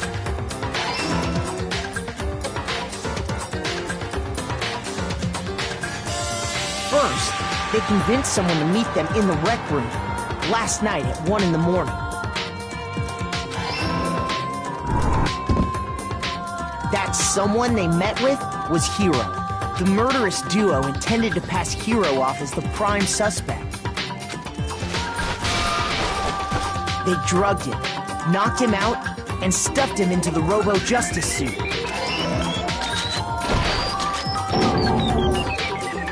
Next, Hifumi positioned himself to make it look like Robo-Justice was attacking him, while the killer used a digital camera to take pictures of the assault. They did all this just to create evidence that would put the suspicion on Hiro. When they were done with him, they shoved him, still unconscious, into the pool room locker. And then finally, at 6 a.m., they moved into the murder phase of their plan. They called Taka to the equipment room.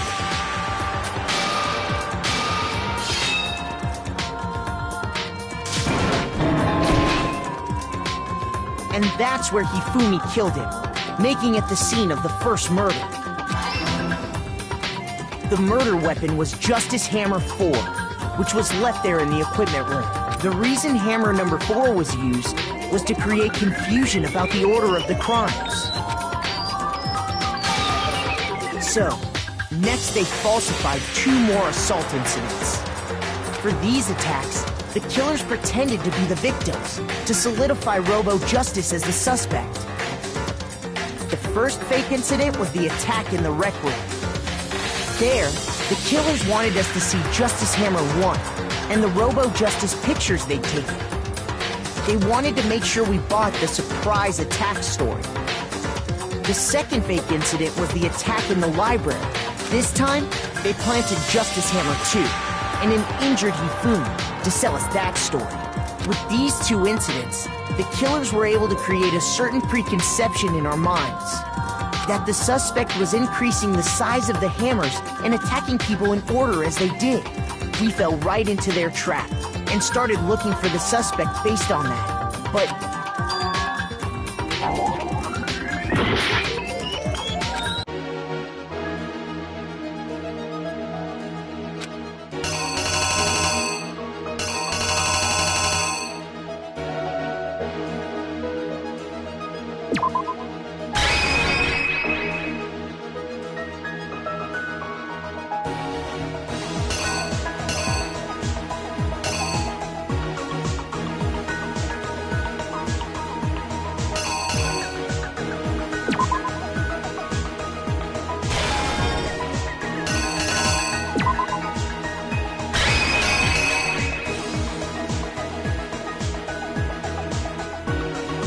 Here's exactly what happened.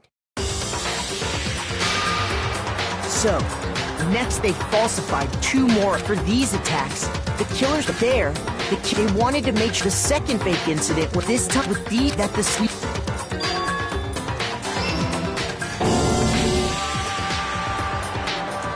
While we did that, we left Hifumi alone in the nurse's office. This was exactly what Hifumi was hoping for. He took a blood packet from the refrigerator and Justice Hammer 3 and turned the room into a crime scene in which he himself had apparently been brutally murdered. He let out a scream to draw us back, and when we returned, that's what we found. Meanwhile, the other group that had been out searching found Taka's body at the same time. So when we heard the body discovery announcement, we naturally assumed it was for Hifumi. We left the nurse's office, and Hifumi once again took it he simply got up and made his escape. When we learned his body had disappeared, we all rushed back to the nurse's office. And once again, Hifumi had the chance he was waiting for. This time, he snuck into the equipment room.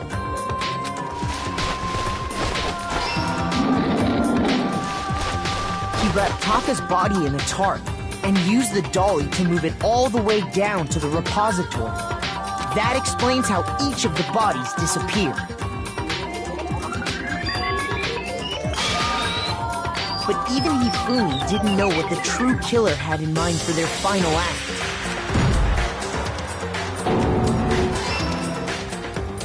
Their plan all along was to kill Hifumi and get rid of the one person who could betray them. And they did it using an ordinary, everyday hammer from the repository. That should cover everything that happened in this case. And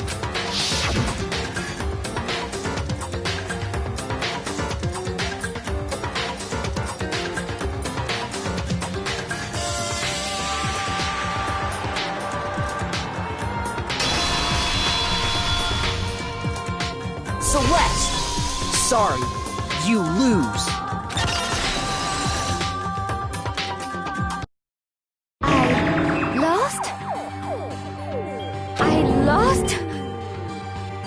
When was the last time I was forced to utter such words? They hang heavy around my neck. Then you admit it? You're the killer? Listen to you, trying to take charge, as if you're my private instructor. I, Celestia Ludenberg. Actually, no, Taiko Yasuhiro is fine. Taiko? So, you finally accepted it. I'm the kind of person, once I've lost, I don't like things to drag on. Interesting.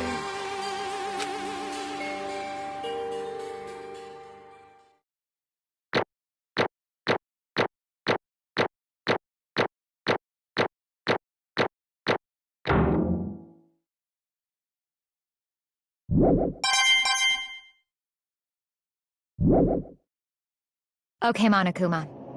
I'm ready to begin. Or, no, I suppose this is the end, isn't it?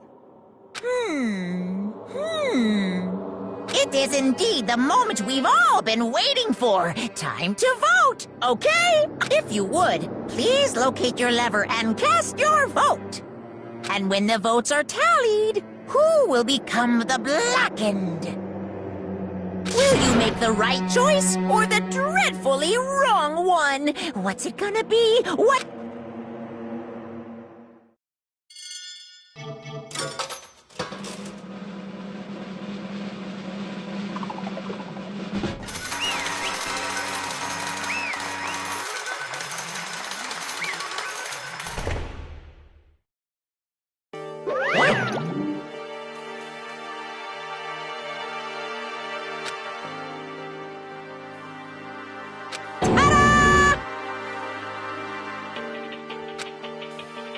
Honestly.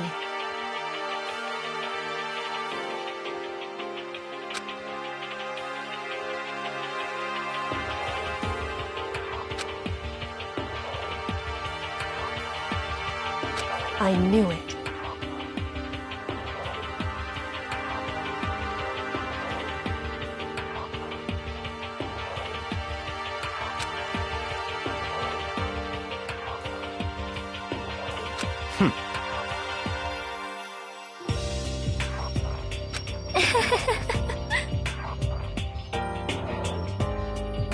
So then...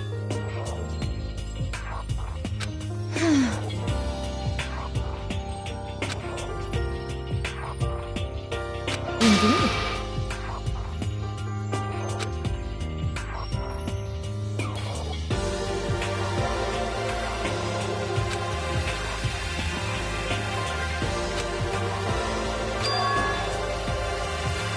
Say what?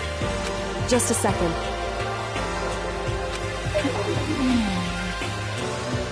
In other words... Indeed.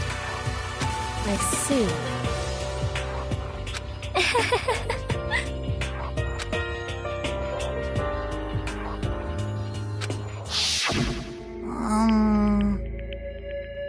Actually...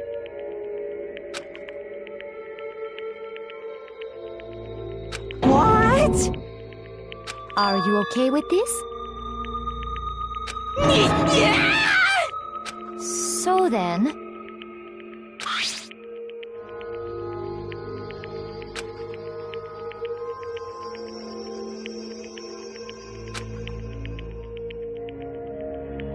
Damnation!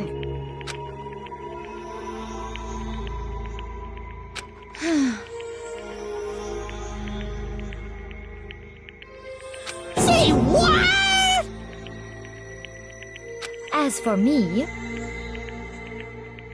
Oh,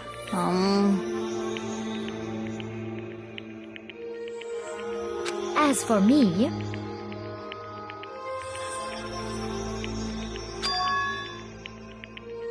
What?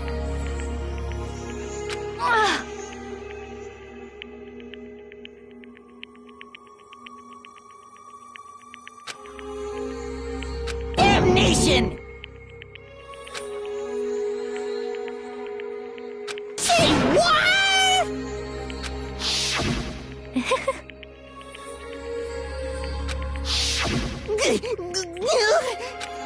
Completely unforgivable! Most unfortunate.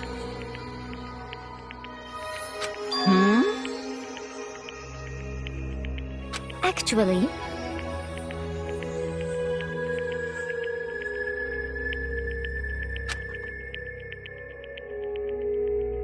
What?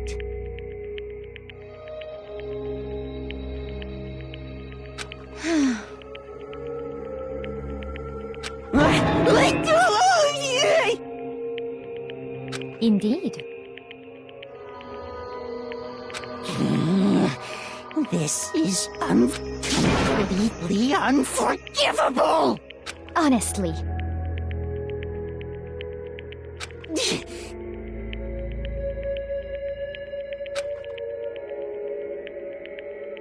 I swear I will save her! Actually...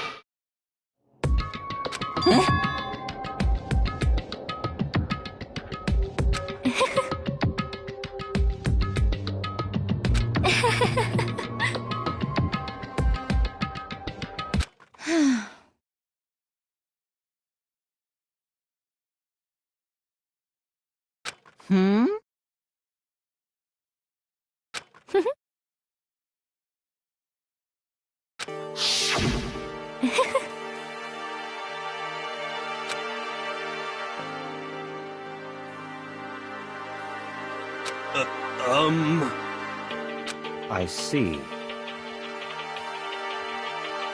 Indeed.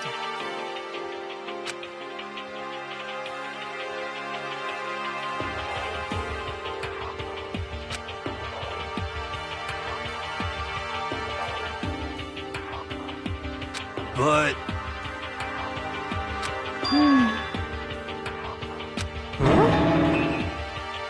Let's see...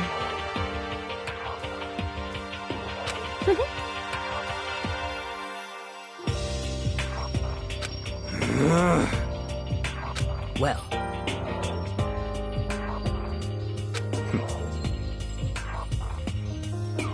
Are you okay with this?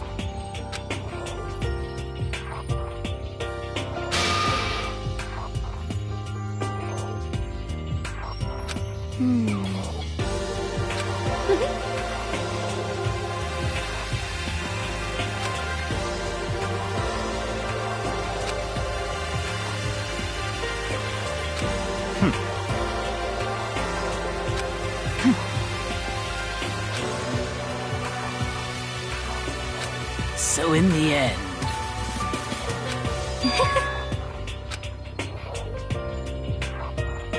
What the heck? Well, Don't be mean! I wonder about that. Why? What the heck?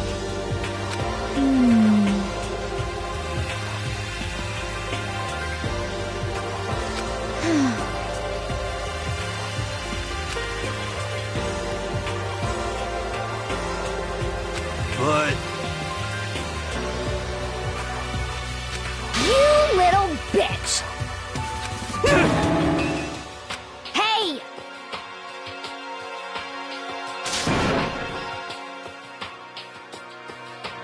You little bitch! This is fine.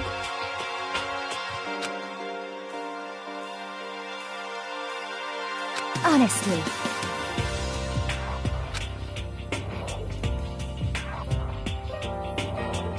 As for me,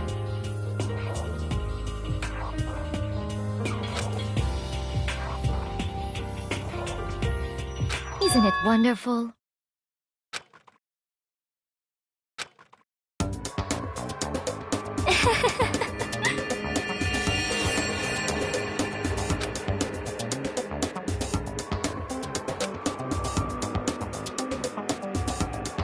This is fine.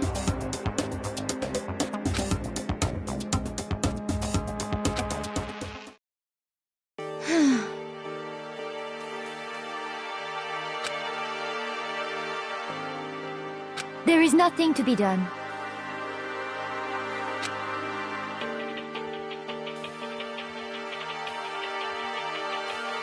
Just the worst. Oh.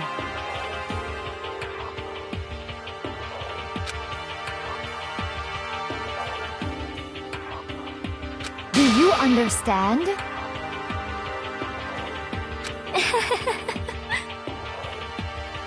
What is this?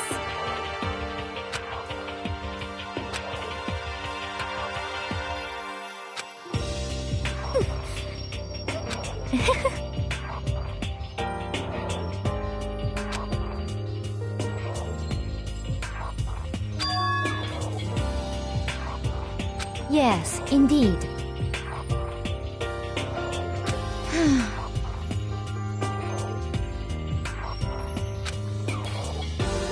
Isn't it wonderful? Hey,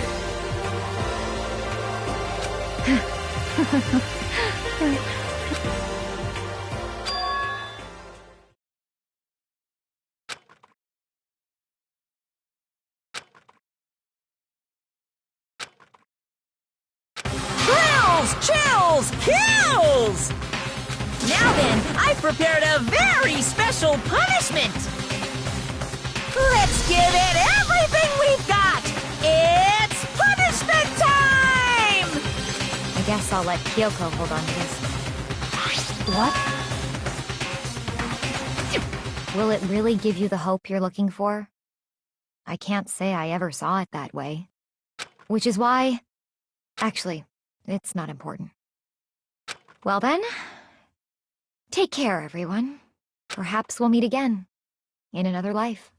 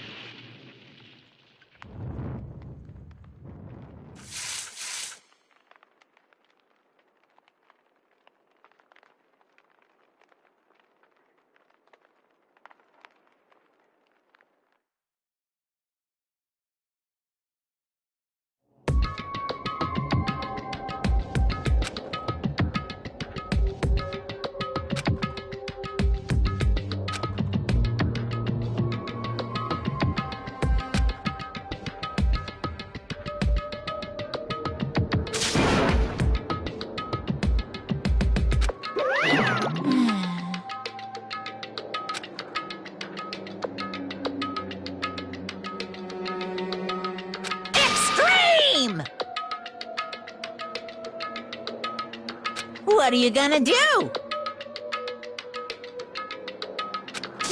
Let me out of here! Too bad.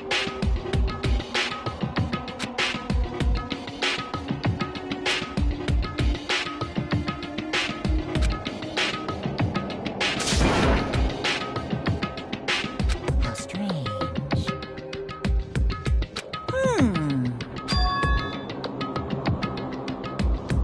Hey! Hey! What? So then... You...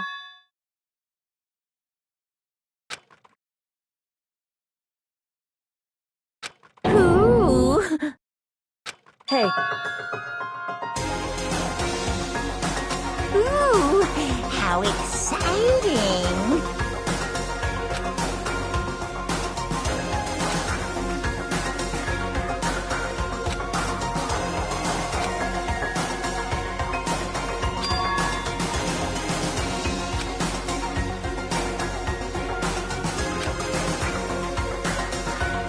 Hello. Well?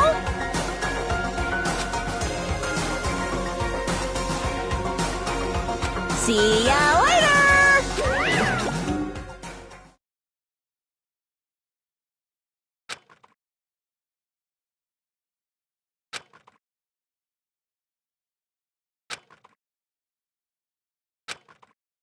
so...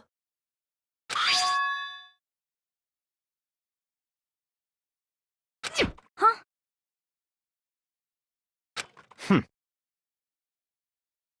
Hey, Indeed.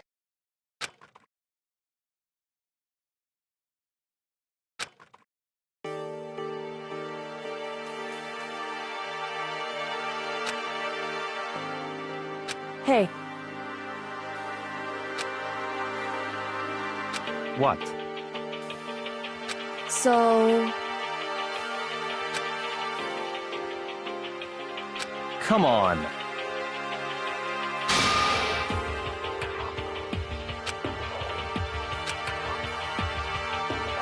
What?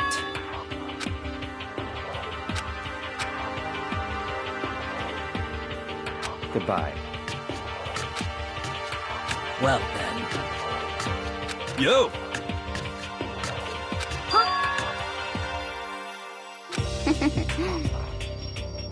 Okay.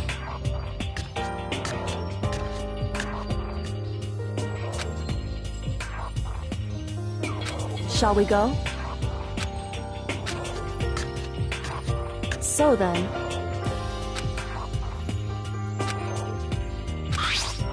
You really came.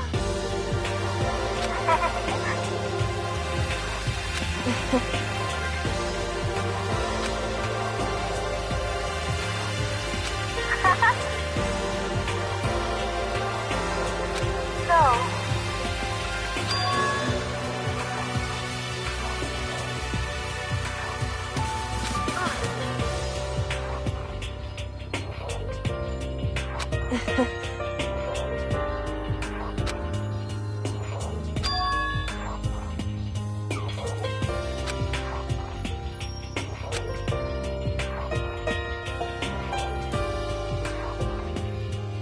You... However...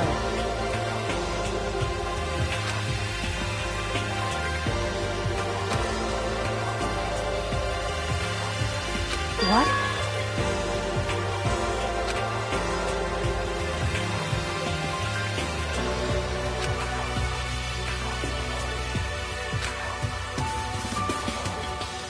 Indeed.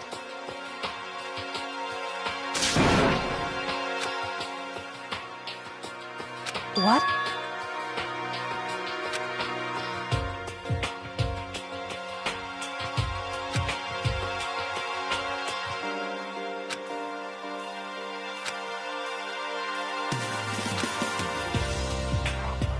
It's true.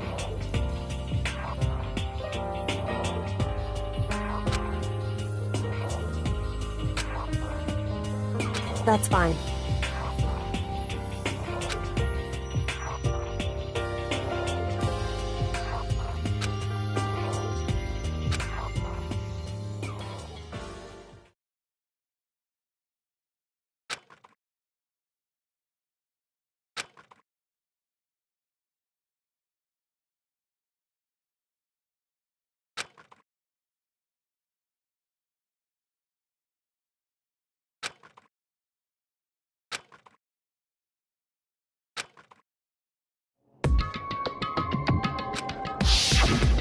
Correct.